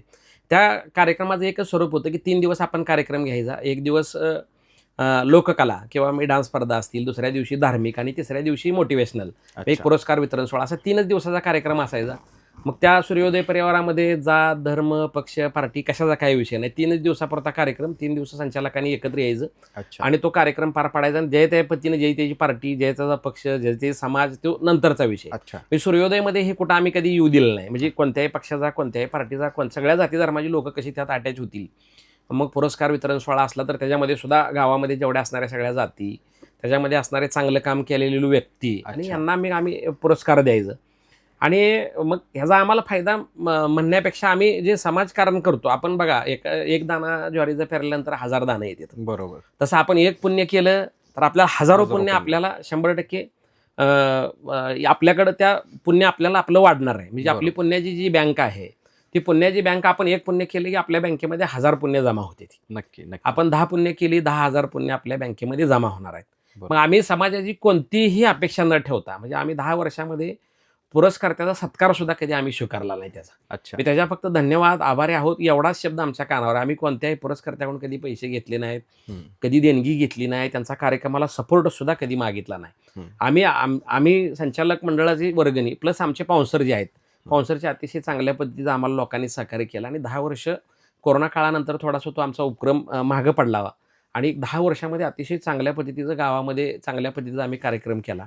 आणि 10 वर्षात अनेक प्रकारची लोकं जुडली. मग त्यानंतर आम्ही तालुका कार्यक्षेत्र, तालुक्यामधल्या काही व्यक्तींना आम्ही पुरस्कार द्यायचं ठरवलं. त्यानंतर जिल्ह्यातल्या काही व्यक्तींना आम्ही पुरस्कार दिला. आणि ही जी समाजभावनेतनं आम्ही जे काम केलं होतं, कोणत्याही रुपयाची अपेक्षा न ठेवता, त्यामुळे त्या लोकांनी मग आम्हाला आपल्याला हे बाबा पुरस्काराला आपल्याला ह्यांनी सपोर्ट केला आहे, ह्यांनी आपल्याला सन्मानित केले, यांच्या कुठंतर म्हणजे ऋणातनं मुक्त होण्याकरता मग आम्हाला बँकेमध्ये त्यांनी मदत केली असेल. आज मॉल आहे आमचा, मॉलमध्ये त्यांनी मदत केली असेल. नक्की. त्यांनी किराणा घेतला आहे, कपडे घेतले, ती भांडी घेते, फर्निचर घेते, त्यांना गरज वाटली तर एफडी ठेवते, त्यांना गरज वाटली तर कर्ज घेते ते आमच्याकडून ती सध्या. मग आम्ही जे जोडलेला माणूस आहे आणि माझ्या आयुष्यामध्ये म्हणजे माझे मित्र असतील, माझा वर्गमित्र असतील किंवा माझी मी जो माणूस माझ्या जवळ आलाय, मी ह्या 15 वर्षामध्ये एकही माणूस म्हणजे माझ्या विरोधात गेला नाही किंवा म्हणजे माझ्यापासून दुखावला गेला नाही. मी कधी मला एखादा माणूस चुकीचा असं वागतोय असं वाटलं तर मी त्याला तू वागतोय असं कधी म्हणायचा कधी मी प्रयत्न पण केला नाही. कधी बहुत ठीक आहे, तुझी नियत तुझ्या संग, माझी नियत माझ्या संग.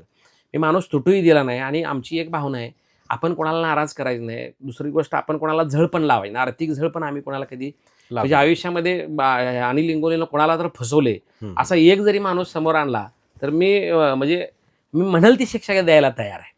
कारण आपण कधी माझ्या मनात भावना पण कधी आली नाही. म्हणजे आपण नेहमी एक चांगलं काम करतोय तर आपण कोणाला फसवायचं नाही, कोणाला म्हणजे लपंगीगिरी करायची नाही, लुच्चीगिरी करायची नाही.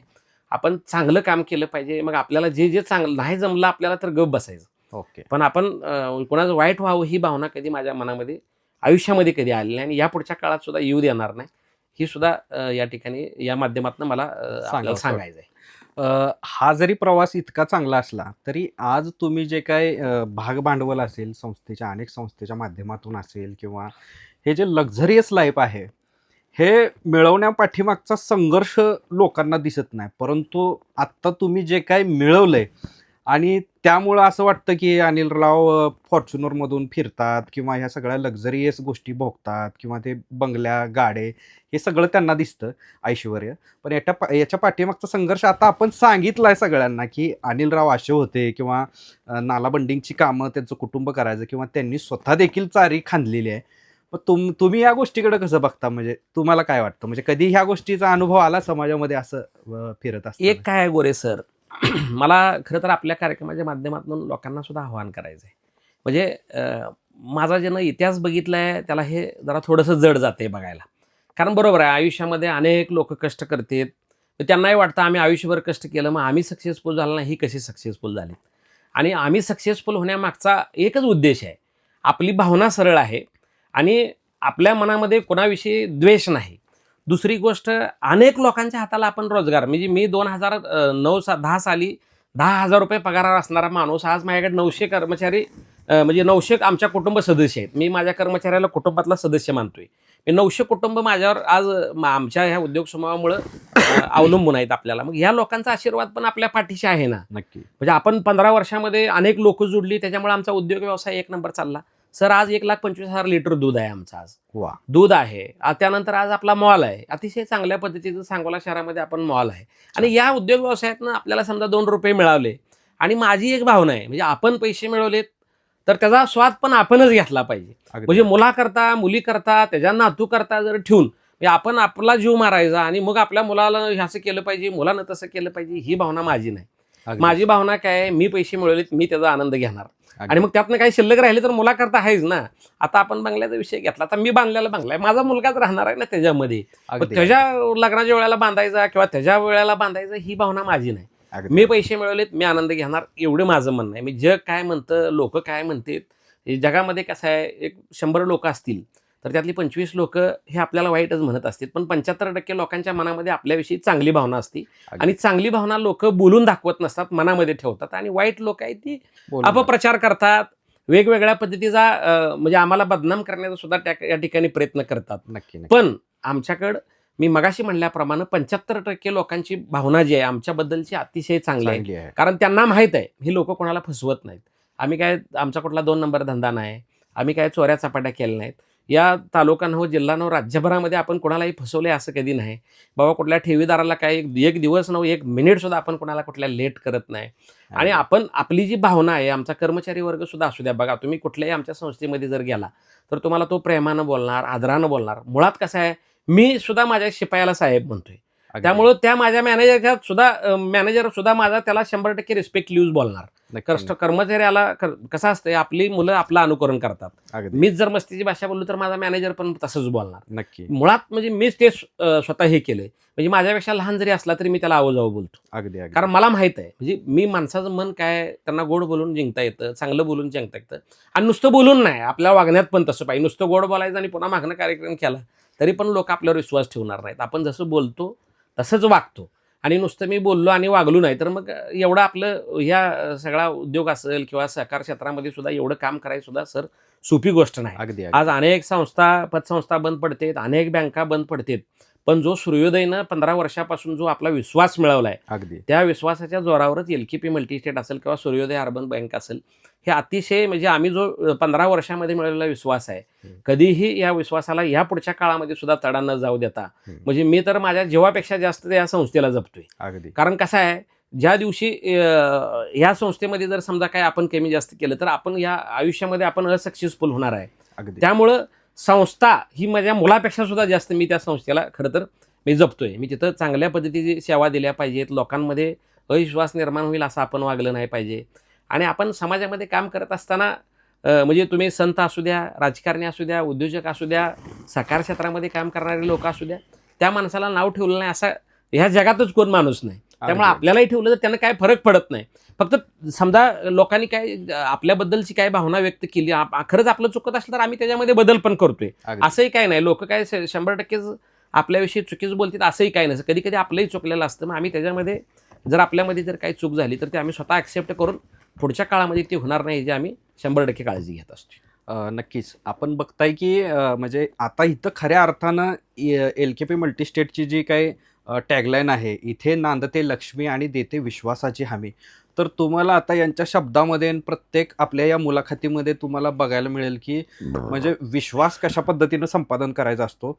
आणि जी चांगली लोक आहेत त्यांचं पारडं जे आहे ते नेहमी वरच असतं. 75% लोक चांगली आहेत आणि 25% लोक जे आहेत ते असं वेगळं किंवा अपप्रचार किंवा त्या लोकांना ह्या गोष्टींचं काही देणं घेणं नसतं किंवा एखाद्याची प्रगती बघवत नसते. त्यामुळे ती तशी वागतच असतात. अनिल भाऊ, एक असा एक प्रश्न विचारायचा आहे की आयुष्यामध्ये सगळ्यात मोठा संघर्ष आणि सगळ्यात मोठं दुःख किंवा एखादी अशी कोणती गोष्ट घडली की त्या गोष्टीनं तुम्हाला म्हणजे अगदी खेळखळून काढलं होतं आणि ती गोष्ट घडल्यानंतर तुम्ही पुन्हा कसं उभं राहिला, म्हणजे काय आहे तो संघर्ष कसा सांगाल? म्हणजे एक अशी गोष्ट सांगा की तिथं मला खूप मोठा संघर्ष करावा लागला. आता मी एवढी मोठी काही घटना माझ्या आयुष्यामध्ये कधी घडलीच नाही सध्या. अच्छा. फक्त एक 2-3 वेळा मला असं झालं की म्हणजे मी साधारणतः 2003-04ला ट्रॅव्हल्सचं बुकिंग सोडलं आणि मग मी गावात आलो. त्यानंतर म्हणजे एकदम आमची परिस्थिती एकदम जी माझा इन्कमिंग सोर्सेस होते एकदम बंद झालं आणि आता आपण संपलोय असं वाटायला लागलं होतं. अच्छा. म्हणजे आता आपण संपलो, आता आपलं काही खरं नाही. म्हणजे आपलं एकतर हाय ती बी नोकरी आपण म्हणजे ट्रॅव्हल्स बुकिंग पण सोडून दिले. इथं येऊन आपण व्यवसाय करायला लागलो, तिथंही थोडं आपल्याला अपयश आलं आणि अशा वेळेला ज्या वेळेला मी संपतोय असं वाटतंय त्यावेळेला परमेश्वरानं खरं तर मी म्हणजे परमेश्वराला धन्यवाद मानतोय, कारण त्यावेळेला मला काहीतरी ऑपॉर्च्युनिटी दिली. अच्छा. म्हणजे मग त्यावेळेला मला BBNच्या कंपनीत मी परमेश्वर घेऊन गेला आणि तिकडं 3-4 वर्ष मी चांगलं काम केलं, मला चांगलं पैसे मिळालं. म्हणजे मला बघा, मला म्हणजे कधी कधी मी मगाशी सांगितलं मला सुदगिरणीत लावलं नाही, मला पतसंस्थेत लावलं नाही, त्याला सुद्धा मी धन्यवाद देणार आहे परमेश्वराला. अच्छा. कारण तिथं जर मला लावलं असतं मी तिथं अडकून बसलो असतो. बरोबर बरोबर. मग मी BBNच्या कंपनीत गेलो, तिथं 3-4 वर्ष काम केलं. परत मला वाटलं इथं भविष्य नाही म्हणून मी ते सोडून दिलं. परत मी अडचणीत आल्यासारखा झालो अजून.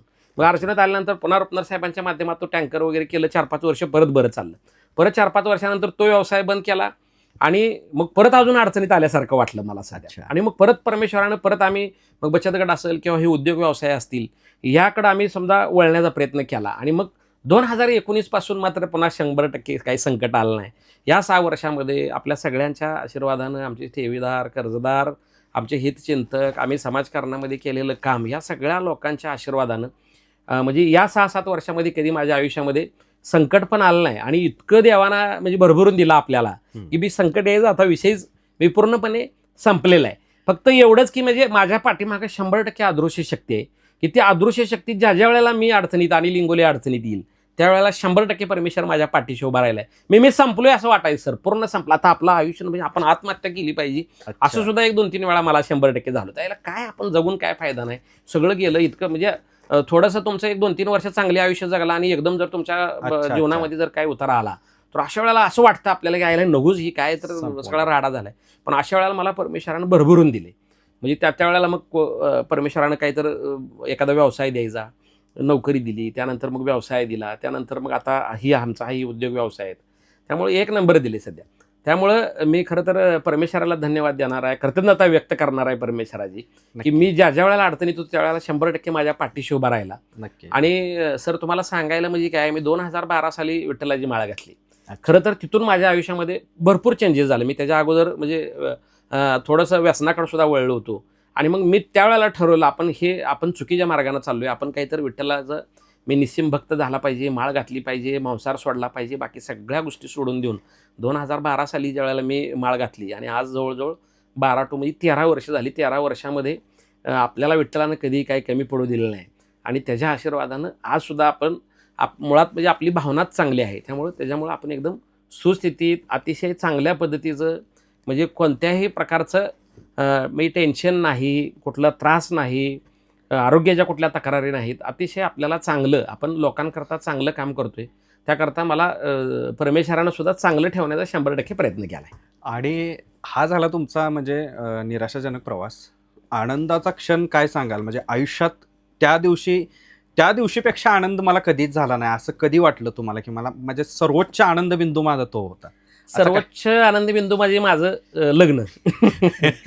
कारण मी माझ्या आयुष्यात ठरवलं होतं, म्हणजे ज्या दिवशी म्हणजे आमच्या मिसेसला बघितलं त्या दिवशीच मी ठरवलेलं हीच मुलीबरोबर आपल्याला लग्न करायचं. सर ह्याच्या अगोदर नुसत्या चर्चा झालेल्या, म्हणजे आमच्या आत्यांच्या मुली असतील किंवा आमच्या पाहुण्यांच्या मुली वगैरे असतील. माझी परिस्थिती नसल्यामुळं अनेक लोकांनी मला म्हणजे असं घरात जरी विषय निघाला ह्याला ही करूया त्याला ती करूया तर कुणी मला ठिकून सुद्धा घेतलं नाही. खरं तर ही ज्या दिवशी मुलगी बघितली त्या दिवशी मी ठरवलं होतं खरं तर लग्न हिच्याबरोबरच करायचं आणि ते मी सक्सेसफुल केलं. आणि मग त्या मी तोच खरं तर माझ्या आनंदाचा क्षण आहे. त्यानंतर त्याच्यापेक्षा कमी म्हणता येणार, त्याच्यापेक्षा जास्त 2006ला मला पहिली मुलगी झाली. त्यावेळेस सुद्धा माझा मी आनंदाचा क्षण आहे, कारण आम्हाला बहीण नाही. म्हणजे आम्हाला बहीण नसल्यामुळं थोडंसं आम्हाला मुलीबद्दलची उत्सुकता होतीच आणि मग मला मुलगी झाली आणि तो सुद्धा आनंदाचा क्षण आहे. त्यानंतर मग आता अलीकडच्या काळात म्हटलं तर म्हणजे माझं एक स्वप्न होतं किंवा मुलीचं पण आमच्या स्वप्न होतं की डॉक्टर झालं पाहिजे. आणि मग तिला ज्या दिवशी MBBSला ॲडमिशन मिळालं भारतीय विद्यापीठामध्ये तो सुद्धा माझ्यासाठी अलीकडच्या काळातला मी सगळ्यात मोठा आनंदाचा क्षण आहे. कारण अच्छा. मी मुलगा काय माझा शिकेल, त्याला मोठं होईल किंवा त्याला पाठीमागं आता उद्योग व्यवसायाचं पाठबळ आहे, तसं मुलीनं सुद्धा काहीतरी केलं पाहिजे किंवा तिच्या आयुष्यामध्ये तुला जे काय शक्य आहे ती कर. मग सुरुवातीला खरं तर तिचा निर्णय 12वी 11 10वी झाली, तिला अच्छा. 98% मार्क पडले आणि आम्ही निर्णय घेतला की बाबा श्रद्धा अकॅडमीला घालायची. मग सुरुवातीच्या काळात ही मला MBBS डॉक्टर नको म्हणली. अच्छा. मी म्हणली इंजिनिअरिंगला जाते, IITला जाते आणि 6 महिना IITचा अभ्यास केला सर तिनं. अच्छा. आणि 6 महिन्यांनी दिवाळीला घरी ज्यावेळेला आली त्यावेळेला ती म्हणली, पप्पा मला हे शिकायचं नाही, अच्छा. मला बदलून देणार आहे नाही असेल तर मी जातच नाही. मग मी म्हणलं ठीक आहे, जाऊ दे, गेलं 6 महिनं. त्यानंतर परत तिनं क्षेत्र बदललं आणि त्या 1.5 वर्षामध्ये अतिशय चांगल्या पद्धतीचा अभ्यास करून मग ते डॉक्टरसाठी सक्सेसफुल झाली. मग ह्या एक सुद्धा आनंदाचा क्षण आहे माझ्यासाठी सध्या. समाज आपल्याकडे एक वेगळा मार्गदर्शक किंवा एक मोटिवेशन म्हणून बघतो किंवा आत्ता तुम्ही जसं सांगितलं की आमच्याकडं एवढे कर्मचारी आहेत आणि मी नेहमीच सगळ्यांचा चांगला विचार करतो आणि ह्या सगळ्या लोकांचा, सभासदांचा किंवा 40,000 कर्जदार आहेत किंवा सभासदही आहेत, हा आकडा जितका मोठा असेल तितकं दुवा आणि आशीर्वादाचा आकडा आहे तो देखील मोठा असणार आहे. या सगळ्यासाठी आणि महाराष्ट्रातील तमाम, भारतातील तमाम युवा उद्योजकांसाठी किंवा जे काही एंटरप्रेन्योर आहेत किंवा आता नव उद्योजक आहेत, त्यांच्यासाठी तुम्ही काय मोलाचा सल्ला द्याल? म्हणजे त्यांना काय सांगाल, काय कानमंत्र द्याल की बाबा रे हे असं केलं तर तुम्ही सक्सेसफुल व्हाल? म्हणजे तुमच्याकडून ऐकल्यानंतर एक वेगळी स्फूर्ती, एक वेगळी नवीन ऊर्जा त्यांना मिळेल. तुम्ही काय सांगाल यासाठी? मुळात काय सर आहे, अलीकडचा जो नवीन उद्योग व्यवसायामध्ये येणारा जो सगळा तरुण वर्ग आहे त्यांनी बघतात म्हणजे त्यांनी बघायला काय अडचण नाही. म्हणजे एखाद्यानं आज उद्योग व्यवसाय चालू केला की लगेच अनिल इंगोलीकडे बघून चालणार नाही ना त्याला. अच्छा. माझा इतिहास बघायला पाहिजे त्यांनी सध्या. म्हणजे मागं अनिल इंगोली 2010ची अवस्था काय होती आणि आज 25ची काय आहे. आपण कधीही झालं तर बघा, आपण म्हणजे आपल्याला घर बांधायचं असलं तर आपण दुसऱ्याचा मोठा बंगला बघतो. अच्छा. बघायला काय अडचण नाही, स्वप्न बघायला सुद्धा काय अडचण नाही, पण त्याच्या पाठीमागं तो उभा कसा राहिलाय किंवा त्यांचा इतिहास काय आहे, त्यांनी कोणता संघर्ष केलाय आणि त्या संघर्षातून हे कसं उभा राहिले, त्याचं खरं तर त्याची पार्श्वभूमी आपण काढली पाहिजे. अच्छा. मग जे नवीन उद्योजक व्यवसाय करणार आहेत त्यांनी मुळात एक काय आहे, त्यांनी आपण एखादं कोणतंही काम असू द्या ते कधी कमी नाही समजलं पाहिजे. नक्की. कमी ज्या दिवशी आपण आपल्यामध्ये कमी समजल त्या दिवशी 100% आपण अपयशी होणार आहे. कोणतंही काम आपल्यासाठी कमी नाही आणि त्या कामाला आपण लाजलं नाही पाहिजे. मी माझ्या कर्मचाऱ्यांना असू द्या, माझ्या मित्रांना, मी अजूनही समजा गेलो एका दिवशी शिपाई नसला तर आम्ही स्वतः, मी सूर्योदय ज्या वेळेला पहिल्यांदा त्यावेळेला आम्ही स्वतः सगळीजण मी कपडा घेऊन मी स्वतः घ्यायचं, मग कर्मचारी ऑटोमॅटिकच करायचे. आज बघा, म्हणजे आता आज सुद्धा आजचंच उदाहरण घ्या, आज ड्रायव्हर नाही म्हणून मी काय रडत बसलो नाही ना, स्वतः गाडी काढली आणि तुमच्या कार्यक्रमाला आलो इथे सध्या. अच्छा. म्हणून काय 1-2-3 आम्हाला वाटत येताना फोन सुद्धा आलो, भाऊ आज तुम्ही स्वतः चालवाल, आज आलाच नाही म्हटलं ड्रायव्हर, आता काय करणार आपण सांगा. नक्की. म्हणून आपण कमी नाही, तर मग मी कसं असं करू, मी कसं तसं करू, हे भावना मनामध्ये. मुळात काय आहे, आपण 2010 सालाला गेलं पाहिजे. 2010ला आपल्याकडे काहीच नव्हतं. आज परमेश्वरानं आपल्याला इतकं चांगलं दिले, तर तो काळ आपण कधी विसरला नाही पाहिजे, आपल्या आईवडिलांना कधी विसरलं नाही पाहिजे. म्हणजे आमच्या आईवडिलांच्या समाधानासाठी सुद्धा मी काही गोष्टी करत असतोय. अच्छा. म्हणजे आईवडील माझे माळकरी आहेत, त्यांनी सुद्धा माळ घातले आणि ते माळकरी आहेत, मग त्यांच्यासाठी सुद्धा आपण चांगलं काम केलं पाहिजे. आणि त्यांचा आनंद कशामध्ये, मी नीट वागणं हीच त्यांचा आनंद आहे सध्या. नक्की. मी त्यांनी आमच्या आई वडिलांचं म्हणणं काय, बाबा तू नीट राहा, आमचं काय म्हणणं नाही सध्या. आम्हाला काय परमेश्वरानं आपल्याला भरपूर दिले, फक्त तुझा जो आनंद आहे त्याच्यामध्ये आम्हाला आनंद आहे. मग आपण नीट वागल्यावर 100% आपल्या आईवडिला आनंद होतोय. मी जर काय उलटं सुलटं केलं तर 100% आईवडिलांना त्याचा त्रास होणार आहे. म्हणून आपल्या आईवडिलांचं सुद्धा कधी नाव गेलं नाही पाहिजे, यासाठी सुद्धा आम्ही काम करतोय. आणि सगळ्या तरुण मित्रांना, माझ्या नवीन उद्योजकांना सुद्धा हीच विनंती आहे की आपण नेहमी कोणतंही काम कमी न समजता स्वतः बेस्ट लेवलला उतरलं पाहिजे. मी अजून सुद्धा माझं किती छोटी गोष्ट असू द्या, म्हणजे मी ती छोटी कधी मानतच नाही मी त्याला सध्या. म्हणजे मला 1,000 रुपये जरी कोणी एपडी करतो म्हणून जरी मला फोन केला तर मी त्याचा कधी कट करत नाही. मी जेव्हा एखादा माणूस मला 10 लाख रुपये एपडी करतो म्हणतोय त्याला सुद्धा तेवढंच बोलतो, मी 1,000 वाल्याला पण तेवढंच बोलतो. कारण आजचा 1,000चा माणूस माझा उद्या कोटी रुपये ठेवणार आहे ही मला 100% माहिती आहे. कधी कधी ही लोक माझी परीक्षा घेत असतील. म्हणून उद्योग व्यवसाय करणाऱ्या लोकांनी काय केलं पाहिजे, कोणतीही गोष्ट छोटी नाही. मी तुम्हाला छोटा कस्टमर मिळाला तर त्याला एकदम व्यवस्थित ट्रीटमेंट दिली पाहिजे आपण, तोच उद्याचा आपला मोठा कस्टमर आहे. आपण मोठा म्हणून त्याच्या मागे लागलो तर तो एखादा आपल्याकडे समजा आज आमच्याकडे समजा डिपॉझिट आहे, लोन आहे, समजा उदाहरणार्थ मला एक 50 लाखाची एफडी आली आणि ती 50 लाखाची एफडी जर गेली तर 50 लाखाचा माझ्याकडे डिफरन्स पडतोय. तीच मी 1-1 लाखाच्या 50 एफड्या केल्या तर त्यातला एक माणूस गेला तर माझ्यावर डिफरन्स येत नाही. मी उद्योग व्यवसाय करत असताना छोट्या छोट्या गोष्टींकडे आपण 100% लक्ष दिलं पाहिजे. नक्की. छोट्या गोष्टीतनंच हे सगळे मोठं होते. आपण लगेच मोठ्याकडे बघतो आणि मग अनेक जी नवीन तरुण आहेत, उद्योजक आहेत, हे काय झालं ह्यांचं, म्हणजे लगेच आलं की लगेच सगळ्यांना पाहिजे असतं. म्हणजे उद्योग चालू केला 2-3 वर्षात लगेच घर पाहिजे, बंगला पाहिजे, मोठं लग्न पाहिजे, गाडी पाहिजे.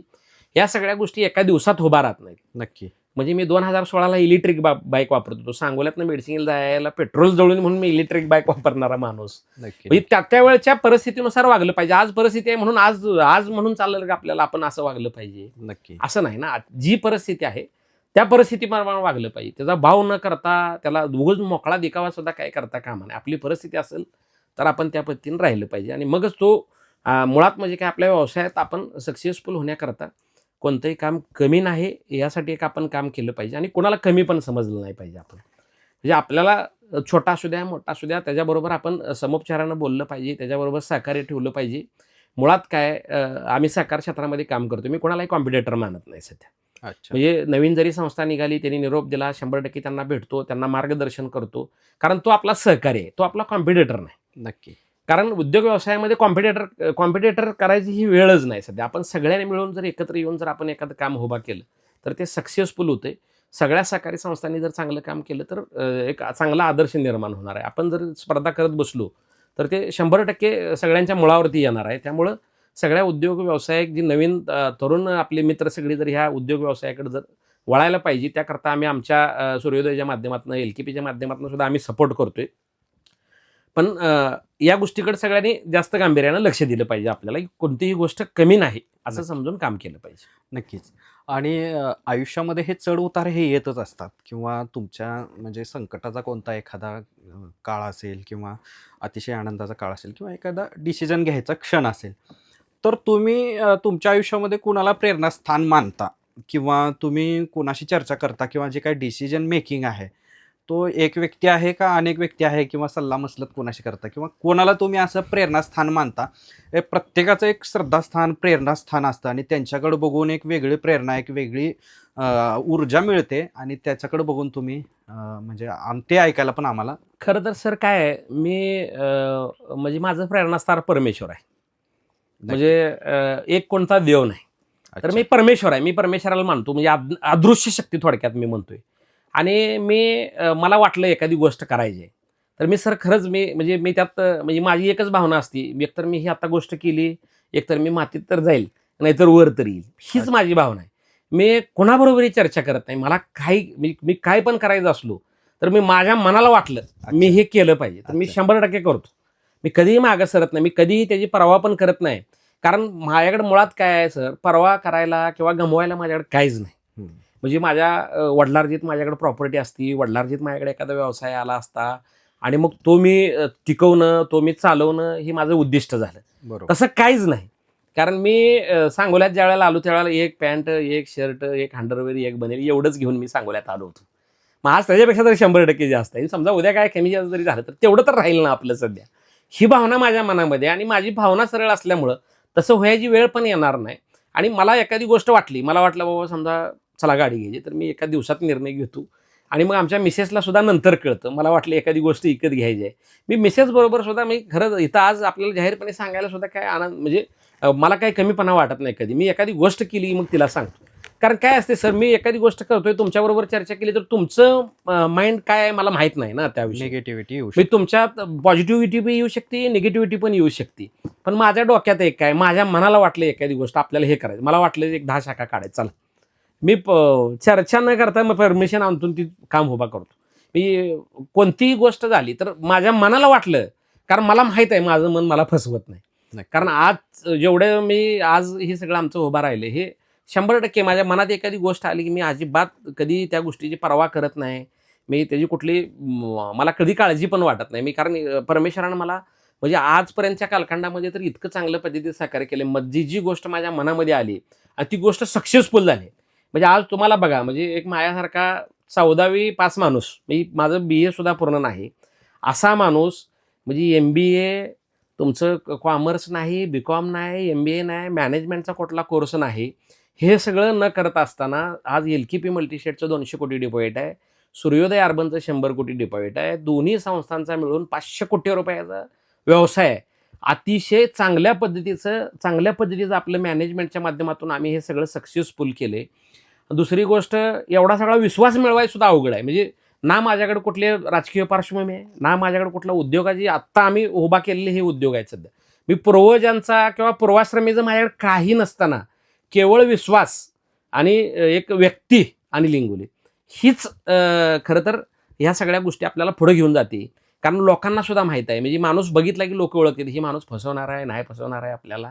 तर या सगळ्या गोष्टींचा म्हणजे अभ्यास आपण केलेला आहे. आणि मग आमचे हे 3 मित्र आहेत, समजा भगत गुरुजी, दिघे गुरुजी, डॉक्टर बंडू लवटे. ही सुद्धा आज बघा मी जिल्हाभरामध्ये चर्चा आहे, बाबा ही 4 मित्र एकत्र येऊन एवढं सगळं करतील, तिथं 2 भावाचं पटना आणि हे 4 जण मिळून कसं चालवतील, ही सुद्धा चर्चा आज जिल्हाभरामध्ये. आम्ही बाहेर कुठे गेले की लोक कुतूहलाने विचारतील तुमचं जुळतं कसं. आम्ही एक ही ठेवले, पारदर्शकता ठेवले. कोणताही व्यवसाय करायचा असला तर तो व्यवसाय अगोदर आपलं सगळं त्याचं प्लॅनिंग झालं पाहिजे आणि कुणी बघायचा कुणाचं काय आहे ह्याच्यामध्ये ते अगोदर आपली जर क्लॅरिटी असली की त्याच्यामध्ये आपल्याला वाद निर्माण होत नाही. आणि सगळं आम्ही व्यवहार सगळे पारदर्शी ठेवतो, त्यामुळे वाद व्हायचा कधी विषय झाला नाही आमचा. नक्की. किंवा आम्ही एकतर चांगल्या भावनेने एकत्र आलोय, सगळ्यांची भावना चांगली आहे आमच्या चौघाची, पण त्यामुळे तिथं वाद व्हायचा कुठं काही विषय झाला नाही. म्हणजे आज 15 वर्ष झाला आम्ही 4 मित्र एकत्र येऊन, म्हणजे एखादा व्यवसाय असला ठीक आहे, म्हणजे आज तुम्हाला सांगितलं 500 कोटी ह्याचा टर्नओव्हर आहे, मॉलचा टर्नओव्हर नाही म्हटलं तर आमचा 10-12 कोटीचा आहे, दुधाचा टर्नओव्हर चांगला 30-40 कोटीचा आहे. तर ह्या सगळ्या गोष्टी करत असताना म्हणजे सगळं पैशाचा विषय असताना सुद्धा कुठं आम्ही त्याच्यामध्ये आपल्या ह्या मित्रत्वामध्ये कधी म्हणजे आपलं कधी फाटल ही जी भावना कधी आम्ही येऊ दिली नाही.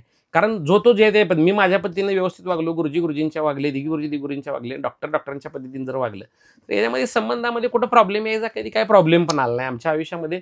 या 15 वर्षामध्ये साधं आमचं कधी म्हणजे कुठल्याही पद्धतीचं साधं छोटंसं सुद्धा कधी भांडण झालं नाही. कारण आम्ही क्लॅरिटी ठेवले, ज्याला ते आपण मित्र आहे, आपण पार्टनर आहे, ही भावना आहे. ह्याच्यामध्ये अध्यक्ष, संचालक काही सुद्धा नाही सध्या. एक 4 मित्र 4 पार्टनर हीच भावना सगळ्यांच्या मनामध्ये ठेवली तर हे पुढे जायला अजून आपल्याला सोपं जाते सध्या. आता एक शेवटचा प्रश्न आहे, जर तुम्हाला थँक्यू किंवा जर धन्यवाद म्हणायचा असेल तर तुम्ही कुणाला म्हणाल? थँक्यू किंवा धन्यवाद म्हणायचं असलं तर परमेश्वराला.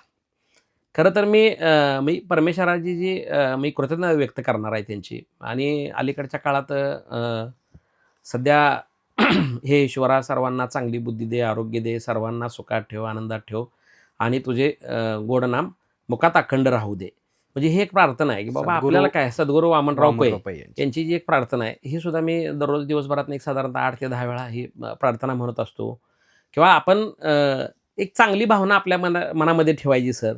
म्हणजे आणि तुम्ही समजा माझी मुलाखत घेतली तर मी तुमच्याबद्दल कृतज्ञता व्यक्त केली पाहिजे. नक्की. मी ही माईक आहे हिच्याबद्दल कृतज्ञता व्यक्त केली पाहिजे. इथं सगळी सिस्टीम चालणारी लोक आहेत त्यांच्याबद्दल कृतज्ञता व्यक्त केली पाहिजे. सिस्टीमबद्दल कृतज्ञता व्यक्त केली पाहिजे. आपल्या गाडीबद्दल कृतज्ञता व्यक्त केली पाहिजे. आपले ज्याच्यामुळं आपलं पोट चालतं, ज्याच्यामुळं आपले सिस्टीम चालतात, आपले सगळे कर्मचारी आहेत त्यांची कृतज्ञता व्यक्त केली पाहिजे. एकट्या आणि लिंगोलीमुळे काही सुद्धा चालत नाही. आपल्याला वाटत असतं नुसतं हे सगळं माझ्यामुळे आहे, मी नसलो तर सुद्धा ते चाललं पाहिजे. या ऑटोमोडवर सगळं म्हणजे सूर्योदय जी सगळं आहे तो आम्ही ऑटोमोडवर आणला आहे. म्हणजे माणूस जरी बदलला तर सिस्टीमला कुठं काय बदल नाही झाला पाहिजे. आणि हे सगळे आमचे कर्जदार, ठेवीदार, सगळे मित्र परिवार, आमची सगळी फॅमिली, आमचे सगळे कुटुंबीय यांची सगळं कृतज्ञता व्यक्त केली पाहिजे. कारण मगाशी तुम्ही म्हणला की आपण भावना कृतज्ञता आपण व्यक्त करायची कशासाठी करायची आपल्याला.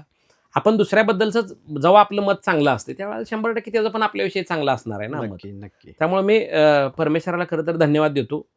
विठ्ठलाला या ठिकाणी मी विठ्ठलाची सुद्धा कृतज्ञता व्यक्त करणार आहे. कारण तो जो मी मार्ग पत्करला आहे त्यावेळेपासून सुद्धा म्हणजे माझ्या आयुष्यामध्ये मी चांगल्या पद्धतीची प्रगती झालेली आहे. तर मंडळी आपण बघत आहोत की हे होते अनिल इंगोले आणि ज्यांचा शून्यापासूनचा आज 500 कोटी रुपयापर्यंतचा जो प्रवास आहे म्हणजे 0 टू हिरो. आणि त्यामध्ये लागणाऱ्या काय गोष्टी आहेत, आयुष्य कसं असावं, घरच्यांना कसं सांभाळून घ्यावं, आपली भावभावंड कशी सांभाळून घ्यावी, भावकी, नातेवाईक किंवा इतर सगळ्या गोष्टी कशा समजून घ्याव्यात, व्यवसायाला कसं बघावं किंवा एकटा अनिल इंगोले ह्या सगळ्या गोष्टी करू शकत नाही. आणि सगळ्या गोष्टी अनिल इंगोलेच करू शकत नाही. त्यांची सगळे जे साथीदार आहेत, त्यांचे जे प्लेयर आहेत किंवा जे त्यांचे कर्मचारी आहेत, ह्या सगळ्या गोष्टी ॲटो पायलटवर कसा त्यांनी बिझनेस आणला, या सगळ्या गोष्टी.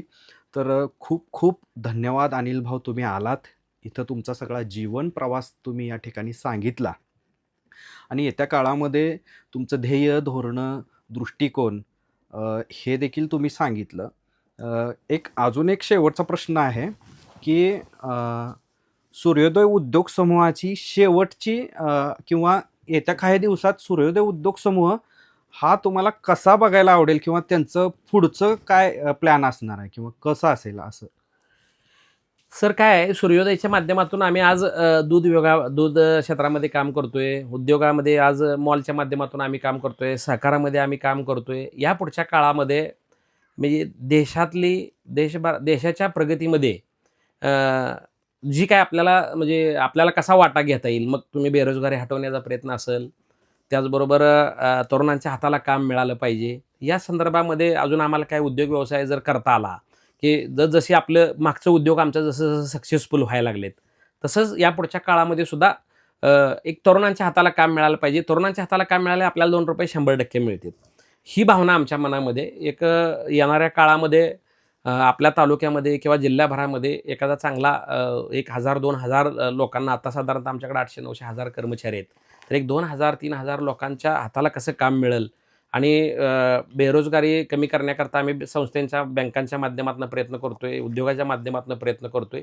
या पुढच्या काळामध्ये सुद्धा आपण दुसऱ्याच्यात कामाला होतो. आज आपण ती भावना सगळी आमच्या मनामध्ये आहे आणि बेरोजगारी कमी झाली पाहिजे किंवा आपण आपल्या पद्धतीने सगळं काही आम्ही हटवू शकणार नाही. पण आपण एक अजून 2-3 हजार युवकांच्या हाताला जर काम देता आलं, तर त्यासाठी 100% सूर्योदयची यापुढची आपली संकल्पना आहे, की अनेक लोकांच्या हाताला काम मिळालं पाहिजे. लोकांच्या समृद्धी घरामध्ये, आयुष्यामध्ये आली पाहिजे. मग दूध विभागाच्या माध्यमातून आज जवळ-जवळ आमच्याकडे 1,00,000 शेतकरी आज आमच्याकडे कनेक्ट आहेत. ते लाख लोकांच्या घरामध्ये म्हणजे त्यांना चांगल्या पद्धतीचं पशुखाद्य मिळालं पाहिजे, चांगल्या पद्धतीच्या मशीन्स त्यांना मिळाल्या पाहिजे, चांगल्या पद्धतीचा चारा करता येते. मग अनेक कंपन्यांच्या माध्यमातून तिथंसुद्धा आम्ही आज त्यांच्यासाठी सेमिनार आयोजित करतोय शेतकऱ्यांसाठी. त्यांच्या आयुष्यामध्ये चांगली सुख समृद्धी, चांगल्या पद्धतीचं त्यांना समाधान मिळालं पाहिजे. मग त्यांना आर्थिक सपोर्ट असू द्या, त्यांना मार्गदर्शन असू द्या, त्यांच्या दुधाला चांगला भाव मिळाला पाहिजे. यासाठी सुद्धा म्हणजे आमचा प्रयत्न आहेच आज. आणि या पुढच्या काळामध्ये मग तरुण असतील, शेतकरी असतील, समाजामध्ये चांगले काम करणारे लोक आहेत. मग त्यांना सन्मानित करायचं असू द्या. आज सूर्योदय फाउंडेशनच्या माध्यमातून मगाशी आपल्याला सांगायचं राहिलं, वृक्षारोपणची आम्ही चळवळ उभा केली आहे. त्याचबरोबर समाजामध्ये चांगले काम करणारे व्यक्ती आहेत, त्यांना पुरस्कार देऊन आपण सन्मानित करतोय. त्याचबरोबर ज्येष्ठ नागरिक असतील, पेन्शनर संघटना आहेत, ह्यांनासुद्धा आम्ही एक समाजामध्ये आपण काही ना काही आपण समाजात देणं लागतो. याकरता या पुढच्या काळात सुद्धा सूर्योदयच्या माध्यमातून समाजामध्ये जेवढे घटक आहेत, त्या घटकांकरता आपल्याला 100% काहीतरी चांगलं करता येईल. हीच भावना या ठिकाणी आम्ही व्यक्त केलेली आहे आणि यापुढच्या काळामध्ये सूर्योदयचा म्हणजे भारताच्या जडणघडणीमध्ये किंवा भारताला प्रगतीपथावर न्यायला सुद्धा एक छोटासा का होईना पण आपला भाग सूर्योदयचा त्याच्यामध्ये असला पाहिजे.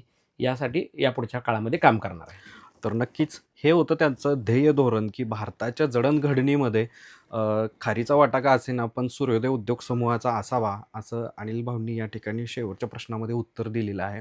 त्यांचं कार्य असंच बहरत जावं, संबंध भारतभर त्यांची ख्याती, प्रचिती सगळ्यांना चांगल्या पद्धतीने यावे. त्यांचा परमेश्वरावर असणारा प्रचंड विश्वास आणि परमेश्वराकडं मागितल्यानं मिळतं, ह्या सगळ्या गोष्टी आपल्याला अनुभवायला मिळाल्या. आणि हा होता खरा व्हॉइस ऑफ मोटिवेशन, म्हणजेच प्रेरणादायी आवाज सन्माननीय अनिल भाऊ इंगवले यांचा, जे चेअरमन आहेत LKP मल्टीस्टेटचे.